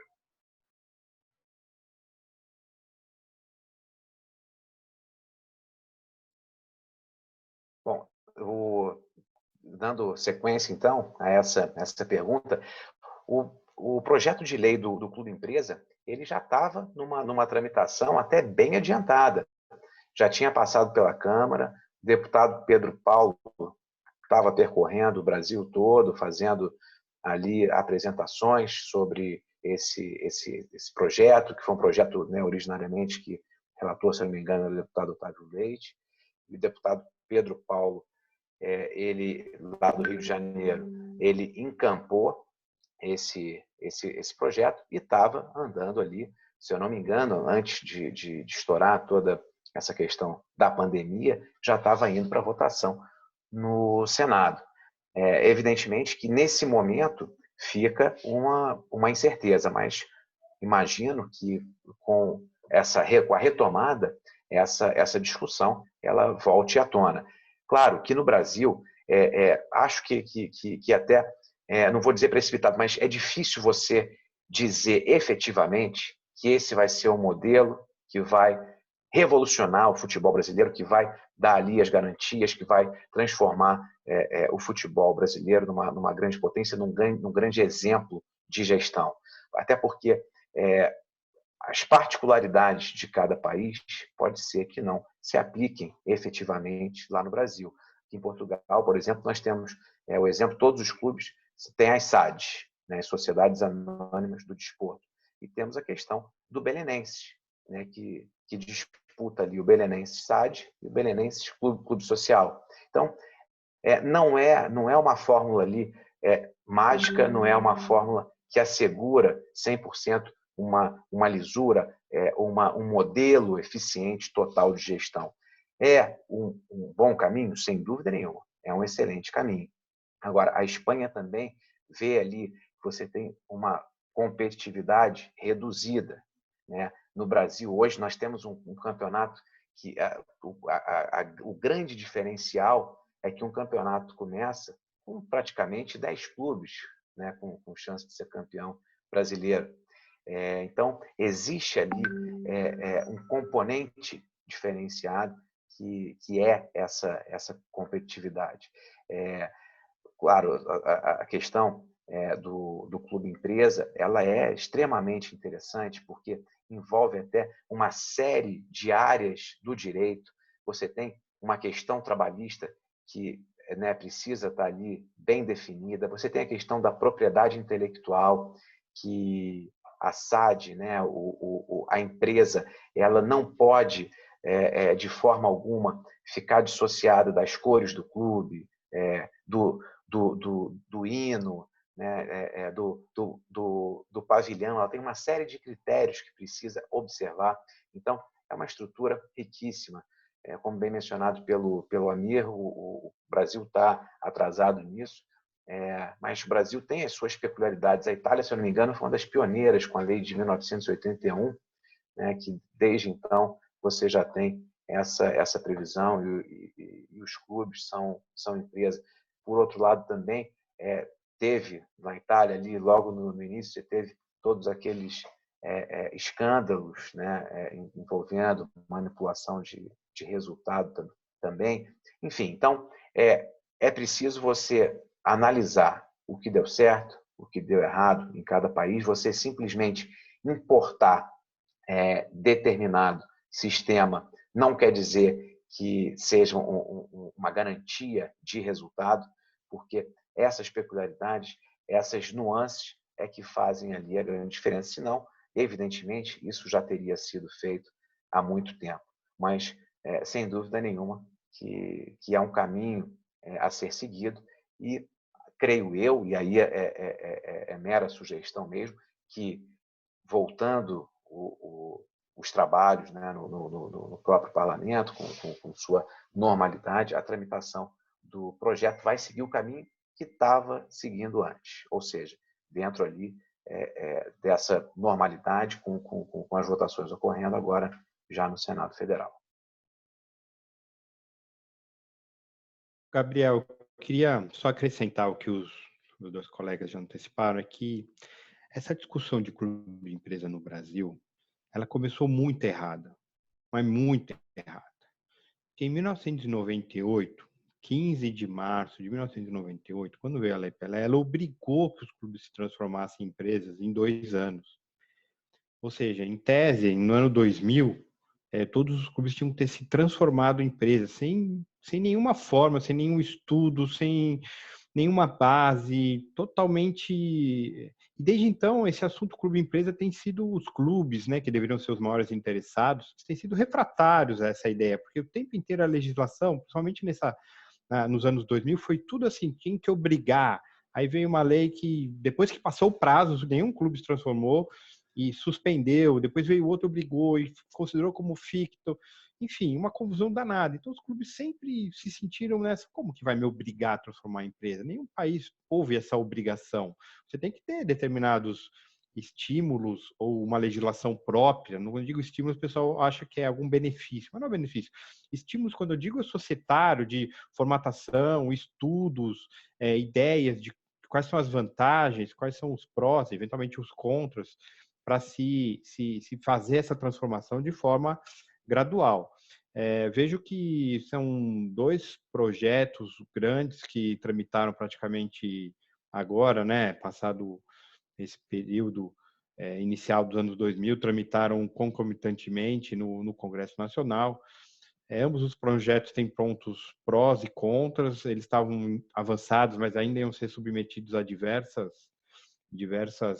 análises e emendas. Não vejo nenhum tipo de como passar, ser factivo, qualquer tipo de obrigação.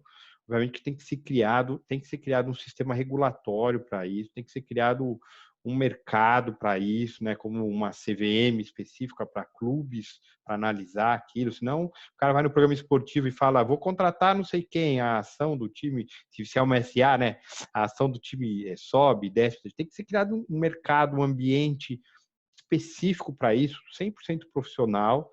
E os clubes também, eles têm que estar em determinadas condições, eles têm que passar uma outra fase, uma fase preliminar de uma gestão profissional, de adequação, de ter obrigatoriedade, por exemplo, de compliance para todos eles, de ter algum tipo de certificação, de algum ISO, ou de alguma outra forma de analisar as boas práticas de gestão. Porque se a gente falar, se aprova a aprovação do Clube Empresa agora e os clubes resolvem migrar para o sistema, são empresas que nascem já em recuperação judicial, ele já nasce automaticamente em recuperação judicial. Então, assim, tem que ser aprovado hoje em dia o Clube Empresa e a recuperação judicial do Clube Empresa. São 2 leis que têm que ser aprovadas ao mesmo tempo. Então, eu acho que ainda no futebol brasileiro, eu acho que vai precisar de um processo, quando eu digo um processo assim, de fases, tem que ser criadas fases para essa transição, principalmente se nós falarmos nos grandes clubes, né? Ali no Clube dos 13, principalmente os clubes da Série A. Obviamente que alguns clubes, talvez a lei da forma que ela está hoje, alguns clubes pequenos ou médios, eles têm facilidade, talvez uma forma mais simples, menos pessoas envolvidas, quando eu digo pessoas assim, associados, conselheiros, stakeholders, quaisquer ali daquele meio, daquela comunidade, formas mais fáceis de fazer essa transformação, mas mesmo assim são sempre polêmicas, né? A gente tem aqui o Botafogo de Ribeirão Preto, que está na Série B, mas quando se transformou estava na Série C, que é um clube super tradicional aqui de São Paulo, uma cidade, tirando São Paulo, uma das mais ricas, a gente fala Califórnia brasileira, que é Ribeirão Preto, com um estádio próprio, estádio de 50, 60 mil pessoas próprio, que passava por uma série de dificuldades, mas é um clube social e que fez uma transformação em empresa, mas de um sistema totalmente diferente de associação e uma empresa, criaram uma terceira empresa e aportaram direitos e deveres e contratos, enfim. Então, existem diversos modelos, o modelo alemão, o modelo espanhol, o modelo português das SADs. Eu acho que a gente ainda precisa debater mais essa questão do clube-empresa no ambiente profissional e não no ambiente dos dirigentes. Lógico que eles têm que participar, mas a gente tem que trazer pessoas que tragam exemplos, casos práticos, problemas, o que deu certo e o que deu errado em Portugal, o que deu certo e o que deu errado na Espanha, porque deu muita coisa errada em Portugal, mas tem muito exemplo positivo. Na Espanha, igual, na Alemanha, eles querem mudar já o modelo deles, do 50+1, que o clube associativo tem que ser majoritário do que da empresa, para eles poderem competir com os ingleses, que abriu as pernas, e no sentido de que qualquer gringo chega lá, compra um clube e ele é dono de um clube, praticamente não tem inglês dono dos clubes ingleses, e gera um movimento dentro das torcidas de criar, de refundar os clubes a partir das premissas originárias, centenárias daqueles clubes ingleses. Então, a gente tem que ver com cuidado que nós não podemos errar. Nós não podemos errar. Nós não temos lastro para errar, né? Ainda mais da forma como a gente vai passar a viver depois dessa pandemia. Nós não temos lastro. Não podemos errar. Erramos, vamos voltar atrás e fazer direito. Não. Então, tem que ser um estudo muito bem feitinho para caminhar. Dos principais clubes no Brasil hoje, não vejo nenhum se transformando de forma sadia. E eu acho que tem que ser um movimento de mais de vários, de um bloco migrar para esse sistema, para ter um órgão regulador que não é a CBF, um órgão regulador próprio para analisar todas essas questões que envolvem balanços, a questão do fair play financeiro e tudo mais. Então, eu acho que é um caminho, mas eu acho que ainda a solução ainda não é essa que está na legislação. Eu acho que tem que ser melhor debatido, mais debatido e melhor desenvolvido essa solução do clube empresa. Queria só fazer um comentário. A minha empresa foi a empresa responsável, contratada para fazer a avaliação econômica do Botafogo. Eu vivi de dentro esse processo, que não precisou de lei, que é um ovo de Colombo, porque, na verdade, o clube cede suas cores, seus símbolos, e, em contrapartida, ele tem um recebimento financeiro que é usado para atos trabalhistas, para pagamento de Profut. Então, se aquela empresa nova começa desse jeito, você consegue, né, nesse ambiente jurídico, dar segurança jurídica para o investidor aportar recursos, como aconteceu lá. E no caso do Botafogo, ele seguiu a legislação vigente na atualidade. Se o Corinthians, o Flamengo ou o São Paulo quiserem virar empresa, sendo eles detentores de mais de 50% das ações, eles podem ter o controle sobre essa empresa. Então, ao meu ver, a SEDUC, né, de Portugal, é essa linha. Quer dizer, o cara não quer o Abramovich como dono, mas ele tem que ser empresa. Então, todos os mercados europeus obrigaram que seus clubes virassem empresas. Todos, 100% deles. O único mercado que permitiu uma abertura foi a Espanha, cujo 4 clubes tinham saldo patrimonial positivo 5 anos antes da lei e permaneceram como clubes, caso do Barcelona e Real Madrid. São as exceções à regra. No caso da Itália, eu pude estudar a fundo para esse meu cliente, quando eu fui estudar os mercados europeus para chegar a Portugal, e eu fiquei impressionado. A Itália foi a pioneira. Ela disputava com a Premier League na década de 90 a força mais econômica do futebol europeu. Mas, na prática, eles são holdings familiares. Olha o que a Juventus de Turim é. Olha o que foi o Milan. Olha o que é a Inter. Agora está na mão de um chinês, mas era uma ferramenta na mão de uma família magnata. Então, isso não existe na Inglaterra, não existe na França, não existe em Portugal. Uma família cujos interesses muitas vezes estão mais ligados à sua comunidade, à sua grande empresa, que é o caso da Juventus. Então, a Juventus foi pega porque a Fiat queria que a Juventus performasse, mesmo que fizesse o que fizesse para performar. E aí foram punidos, e as ações da Juventus nunca mais voltaram ao patamar anterior desde o rebaixamento pela punição. Então, eu acho que é importante a gente ressaltar que os clubes brasileiros deveriam ser, sim, obrigados, não pela Constituição, não pela CBF, mas pelo seu maior credor. Então, se a Receita Federal falar assim para o Flamengo, para o Corinthians e para o Santos, olha, ou você vira empresa, ou eu te executo. Ele vai mudar de virar empresa no momento seguinte. Do ponto de vista prático, quem bloqueou a mudança, que eu fiz esse estudo à época sobre os impactos, era um presente. Os clubes iam ter que pagar 5% ao ano de imposto. Era um regime especial de tributação para a migração. E nenhum clube se interessou. Ele não se deu conta que ele fatura 400 milhões e ia pagar 5% de imposto ao ano. Isso não existe. Nenhuma empresa do mundo paga tão pouco imposto. Na Alemanha, que a gente fala muito desse modelo 50+1, pelo que eu estudei, eles não vão mudar. Eles estão preocupados e realmente não tem como se capitalizar como um time inglês, mas eles não abrem mão do controle. O ownership para o alemão tem um valor muito grande que não tem para o inglês. O inglês é liberal ao extremo e ele perdeu o controle. Hoje os clubes, como foi bem colocado, são de propriedade de magnatas estrangeiros com nenhuma vínculo emocional e afetivo com o mercado inglês. Então, o que eu acho que nós temos que aprender é que nós temos que capitalizar os nossos clubes, sim, mas exigindo uma boa administração. O que nós vimos com o Profut, todos os clubes sonegaram porque sabiam que ali seriam salvos. Todos os grandes clubes. Poucos foram os clubes que reduziram dívida fiscal pré-Profut. E hoje o que eu vejo, os clubes devendo mais, porque o Profut é atualizado monetariamente e os clubes estão devendo mais para o Profut do que deviam antes. Quer dizer, é uma coisa meio louca. Eles receberam 800 milhões de reais em descontos que entraram nas suas contas em 2015, inflando, né, números que eram negativos e ficaram positivos, e até hoje os clubes nunca fizeram nada para alterar o seu modelo de administração. Então, eu acho que é importante também te destacar que não é uma questão de a Constituição não permite a obrigatoriedade. Ué, mas se eu tenho um credor que eu devo 4 bi, que é o que deve hoje os clubes devem para o governo, devem 4 bi para o governo. O que o governo está esperando, como fez o Chile, e obrigou uma regulação? Porque Portugal, eu li, os legisladores portugueses cansaram de exigir dos clubes portugueses que pagassem seus impostos, que pagassem seus custos previdenciários. É por isso que eles foram para cima dos clubes.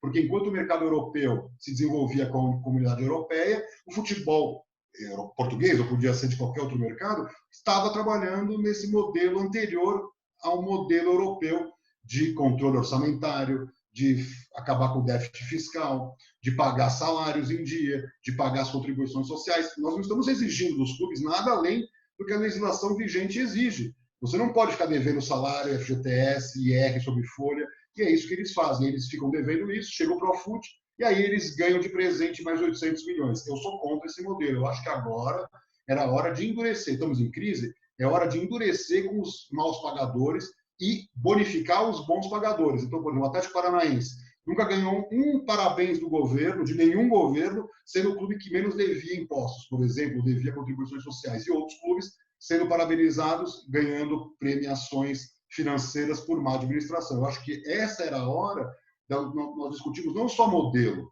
mas obrigatoriedades em função da situação dos clubes. Quer dizer, eles se colocaram nessa situação. Se eles recolhessem os impostos e pagassem os encargos trabalhistas e previdenciários, ninguém aqui estava discutindo transformar em clube empresa. Agora, já que eles não conseguem, o governo deveria ser o indutor, na minha opinião, dessa mudança. Essa questão do clube empresa, ela é muito importante aqui no Espírito Santo, né? Nós temos um futebol pouco desenvolvido no sentido profissional, amador. Nós já tivemos clubes empresas aqui que, por má administração, acabaram não dando certo, como pela má administração, eles acabaram falindo, né? Acabaram não reerguendo. Nós tivemos um caso aqui muito semelhante, que causou um repúdio da torcida, que é com a Desportiva Ferroviária, que num primeiro momento virou SA, depois teve problema da administração, e o clube continua, é um dos clubes mais importantes aqui do Espírito Santo, mas não conseguiu ter aquela evolução. São clubes também que vivem em débito, vivem com dívidas. A gente pode pegar aí experiências de que hoje tem clubes querendo negociar a redução de salário, mas que não pagam os salários normalmente bem antes do Covid, né? Aqui a situação do Estado, infelizmente, sofre com isso. Então, é um assunto bem corriqueiro a questão de clube-empresa e como implementar. Eu acho que isso é muito importante. A gente não pode ter uma noção ou uma ideia de que sempre vai ter um salvador da pátria, sempre vai ter um modelo que é o que vai resolver todos os problemas. Nós temos os dois modelos aqui, os dois modelos, tanto de associação quanto de SA, não funcionam, né? Então, eu teria que estudar melhor até essa situação. E já deixo até um convite aqui para vocês, para a gente participar de um assunto específico de clube-empresa, até para poder introduzir novos elementos, porque é muito importante. Eu vou passar a palavra para vocês. Por favor, Márcio. Gabriel, peço aqui desculpas, mas já te agradeço. Rapidamente, só para complementar aqui, né, eu advogo para vários clubes no Brasil, né? E às vezes é fácil você fazer uma crítica de fora, né, vendo várias situações que estão ali num caminho, né, que naquele momento não é o melhor, não é o mais adequado, mas fazer a crítica, evidentemente, que é muito mais fácil. Porque quando você vê no dia a dia, e aí eu vou falar especificamente, tão somente em relação à área que eu atuo, que é a área trabalhista. Muitas das vezes você tem ali uma folha de pagamento, você está dentro de um caminho para honrar aquela folha, para efetuar para cumprir aqueles créditos, e de repente você fala, olha, Botafogo de Ribeirão Preto, que eu advogo para o Botafogo de Ribeirão Preto no âmbito do Tribunal Superior do Trabalho. São poucos processos, é um clube muito bem organizado, mas no TRT da 15ª Região, você tem ali o ato trabalhista que funciona. O TRT implementou o ato. Então, isso é uma forma, inclusive, do clube poder ter planejado quanto efetivamente que ele vai ter de despesa com demanda judicial. Agora, tem TRTs que não têm o ato. Rio de Janeiro tem, foi o pioneiro, foi quem primeiro implementou o ato trabalhista, junto com o TRT da 6ª Região, Pernambuco. Agora, Espírito Santo tinha o ato trabalhista num determinado momento, né? E alguns ali, clubes, foram excluídos do ato, então você tem que lidar com esse imponderável. Mas aí vão dizer, bom, basta então você pagar religiosamente as rubricas que você não vai ter demanda trabalhista. Não é assim. Você tem muitas questões que dependem de interpretação. Como o Felipe Isabella bem comentou aqui, um grande especialista, um dos pioneiros, né, escrever sobre direito de imagem já há quase 20 anos, né, o direito de imagem e os reflexos no contrato de trabalho, tem o livro do Felipe. Até hoje você ainda tem essa discussão. Antes de chegar à alteração da lei, dizer que você pode comprometer até 40% do valor do salário com imagem, né, você tinha discussão. E olha, que eu acho até essa lei completamente absurda, porque para mim, com essa determinação, você acabou permitindo ali a fraude, ou seja, até 40% você faz de qualquer maneira, que vai ser contrato de imagem. Mas você tinha, olha, explorou a imagem, não explorou. É natureza salarial? Não é. Pode firmar um contrato de natureza civil com o clube empregador e, de repente, algo que você tinha ali como provisionado, que era seguro, de repente ali se transforma num débito para o clube, né? E que, às vezes, falta ali, não tem nem caixa suficiente até para efetuar um depósito recursal. Então, você lida com todos esses imponderáveis, e aqui eu estou dizendo de uma questão muito específica, que é a que eu atuo, que é o direito do trabalho. Mas, por exemplo, durante os 4 anos que eu fiz advocacia trabalhista para o São Paulo Futebol Clube, vi ali, em contato com o próprio diretor jurídico à época, que, de repente, mudava uma gestão no executivo local e o fiscal do ICMS lavrava um monte de auto de infração, cobrando ali milhões do clube, que tinha que acionar o jurídico próprio, fazer aquelas defesas, efetuar os depósitos prévios para recorrer, quando, na verdade, ali não tinha a dívida, não poderia ser cobrada. Então, o dia a dia, claro, você fazer de fora, fazer a crítica, é algo que parece ali, poxa, mas por que até hoje isso não foi implementado? Mas o dia a dia traz todas essas situações que são imponderáveis. Só queria fazer uma colocação, não é uma crítica. Os clubes devem 4 bi para o fisco. Eu não estou inventando esse número. Não é o governo que deveria solucionar isso.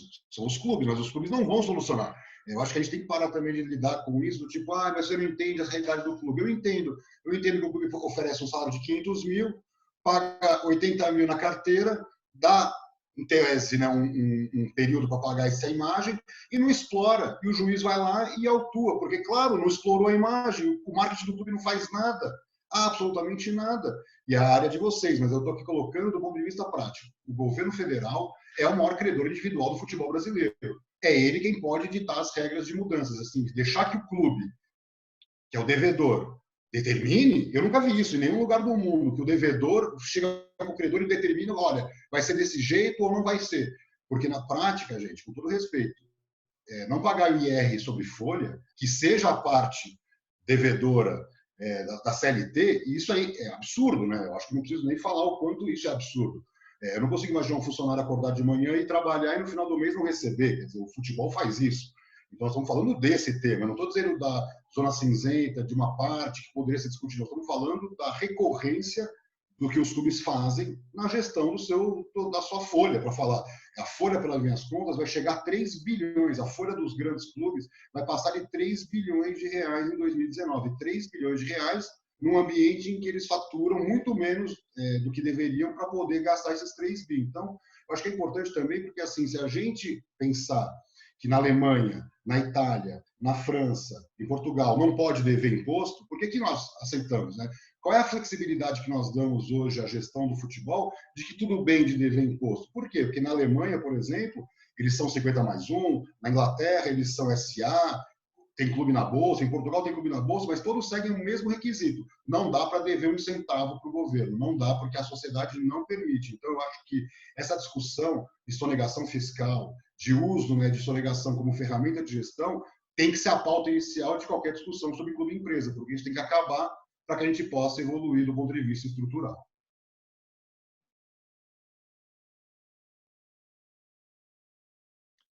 Eu acho que esse tema aí é extremamente importante, tem todos os pontos de vista, há também uma questão histórica, né, que a gente não pode desconsiderar. Claramente, dever imposto também não é uma questão boa, e alguns utilizam essa ferramenta para poder ter até uma sobrevida. Não digo nem que usa isso de má fé, mas usa para ter uma sobrevida, inclusive clubes pequenos aqui que, de fato, sonega. Eu já tive muitos clientes de que não havia recolhimento de INSS, por exemplo, os clientes. Havia o pagamento, aquele pagamento da folha, único cheio, tinha os descontos, mas não tinha os recolhimentos. E na hora de for buscar uma aposentadoria, algo do tipo, ele sentia essa diferença. É um problema muito sério, e é um problema de gestão que, agora, nesse momento que tem o Covid-19, pega todo mundo. Né? Você pode ver que o próprio Flamengo, aí, que era o clube melhor estruturado, não era, mas ele teve que pegar empréstimo para segurar a folha. Até então era 90 dias, ele ia conseguir manter a folha. Hoje já não consegue manter mais a folha, já começa a se discutir a questão de uma possível redução salarial. Parece que começaria primeiro pelo elenco do futebol, depois poderia ir a outras partes do clube. De fato, o momento é terrível e eu acho que os clubes têm que aproveitar esse momento, de fato, não só os clubes, mas os próprios atletas, para tentarem promover suas próprias imagens. Eu vejo nesses jogos que estão sendo repetidos, alguns jogadores esquecidos que voltaram à tona, começaram a aparecer, inclusive, em live, depois de retransmissão de jogos. Vejo também grandes históricos. Eu via recentemente até a final de Wimbledon, de Roland Garros com Guga, que são fatos que é importante você explorar e retrazer a história nossa do esporte também nesse momento, né? E tentar reviver isso. E é necessário para a nossa vida a partir de agora, que a gente não sabe o que vai fazer. Nós temos o ser humano comumente, ele só vai agir por algum tipo de reação, né? Tem uma história que conta que se você coloca o sapo dentro de uma água e vai fervendo ela, ele cozinha, mas se você coloca ele na água fervendo, ele pula. Então a gente fica em qual situação? A gente espera acontecer para agir? Acho que a gente tem que sempre procurar novas ferramentas, deve procurar soluções para o direito esportivo, soluções para a gestão esportiva. Eu acho que os dois estão unidos, estão juntos, seja mediante uma boa gestão, seja mediante questão dos atletas, lidar bem com a situação, porque é muito importante. Ninguém sabe o que fazer, mas, de fato, às vezes a situação estoura para o lado mais fraco, aquele que não tem como uma negociação. Às vezes é colocado dentro da parede. Eu acho que momentos como esse não podem ser usados para poder mudar situações, como mudar fórmulas de campeonato. Acho que a gente nem chegou a tocar nesse assunto, mas isso também é importante. Já chegou a discutir que com o Covid poderia se mudar a fórmula de campeonato, que poderia beneficiar A ou B, o que fere completamente os princípios do direito esportivo. Então, essa situação ela precisa ser contornada, e eu acho que nós, que estamos à frente dessas questões e batalhando por melhores situações, melhores momentos, devemos sempre tratar de boas ideias. E se a gente for ficar aqui, senhores, eu não vou querer desligar nunca essa conversa, porque a conversa está muito boa, mas eu acho que a gente vai para um direcionamento final e eu vou passar a palavra para o Dr. Maurício fazer as considerações finais dele. Gabriel, registrar aqui, então, meus parabéns para a sua comissão de Direito Esportivo da OAB do Espírito Santo, sua, que eu digo, você como timoneiro e líder dessa comissão. Muito importante que todas as comissões tenham essa iniciativa, promovam esse debate. Vou levar, inclusive, isso para a Comissão Nacional de Direito Esportivo, vou levar para o presidente tudo, eu sou o vice-presidente da Comissão Nacional, vou levar essa iniciativa da Comissão Capixaba, que foi muito boa, muito oportuna. É sempre importante esse diálogo, esse debate, né? Porque é importante quando apresentamos aqui visões até distintas. Evidentemente que ninguém, em sã consciência, vai defender sonegação, absolutamente. Eu jamais me colocaria nesse papel de jeito nenhum. A ideia é justamente trazer aqui como é ali a vivência nesse dia a dia, quais são as dificuldades. Quando tiver algum elemento ali que não esteja condizente, né, com a própria legislação, ou algo que sonegação, ninguém vai defender. Agora, se tem uma interpretação equivocada acerca da exigência daquele imposto para determinado clube, aí sim, isso tem que ser levado ao judiciário até as últimas instâncias. Portanto, são essas questões. Você vê que é sempre algo, no momento de pandemia, são situações, né, no momento de anormalidade, são situações ali que afloram e que realmente demandam essa reflexão. Então, agradecer essa oportunidade de estar aqui, deixar meu abraço para o Amir, deixar meu abraço meu amigo Felipe e Isabela, que esses encontros possam ser repetidos, e parabéns para você pela sua iniciativa.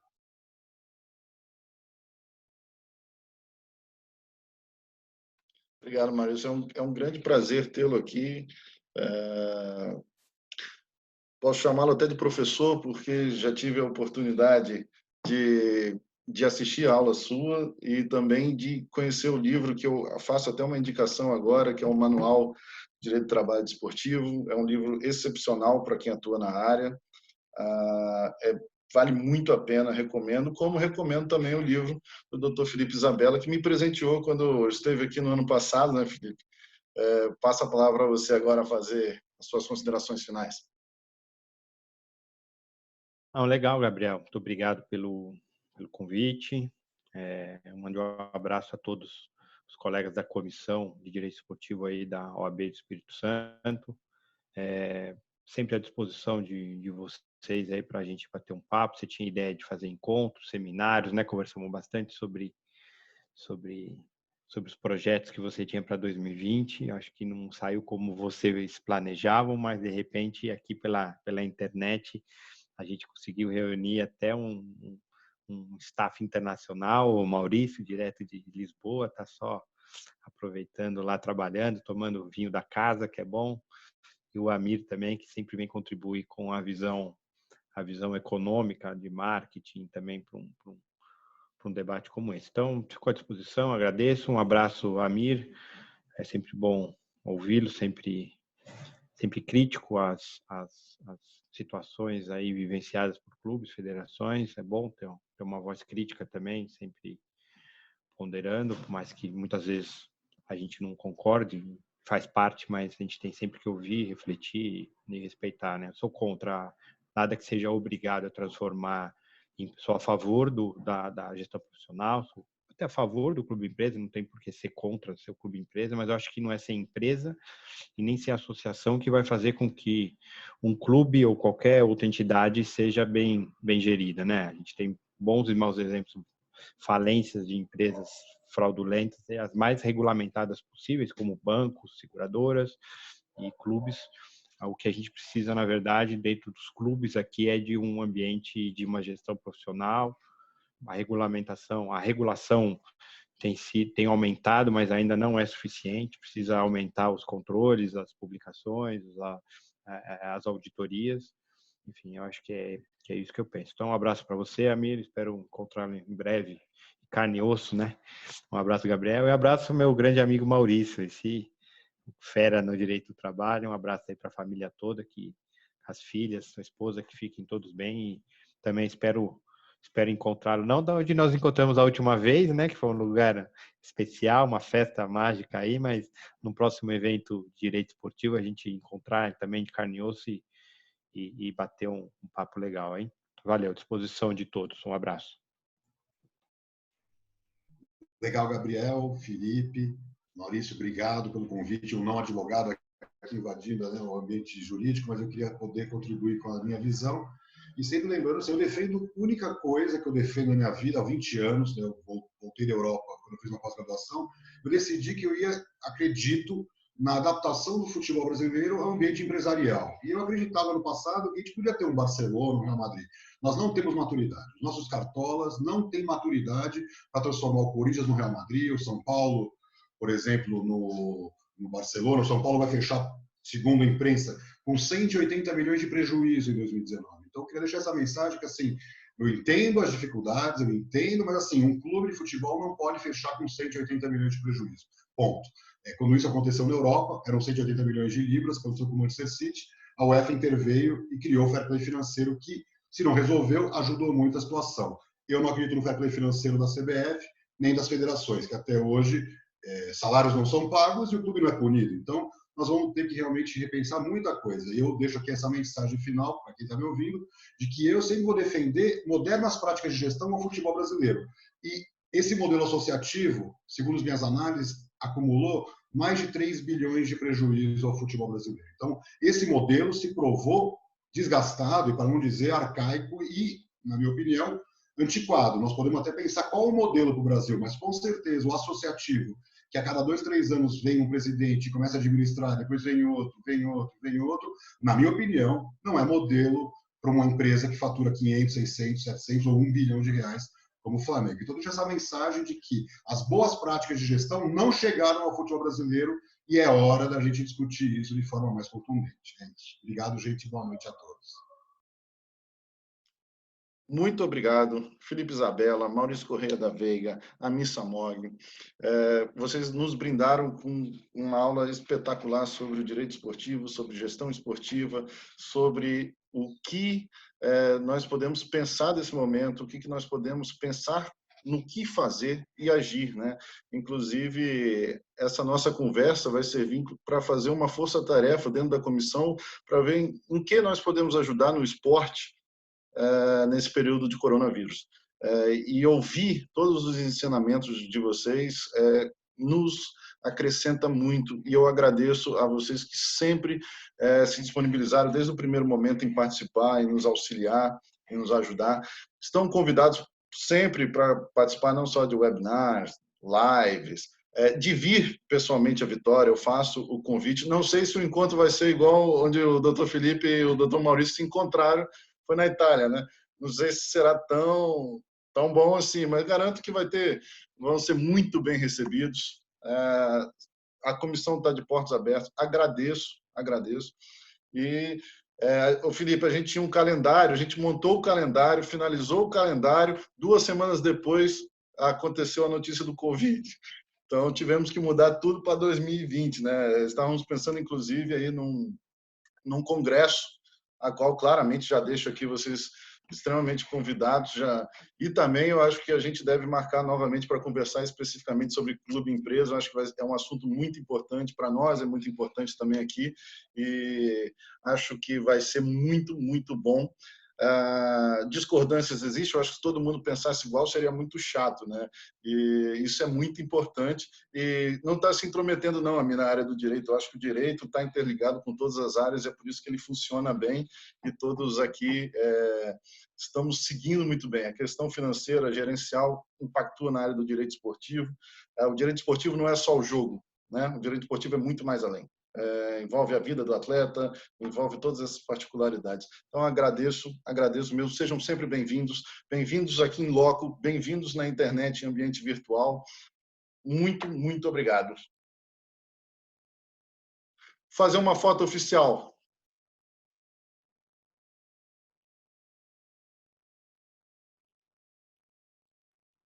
Aí. Obrigado, muito obrigado.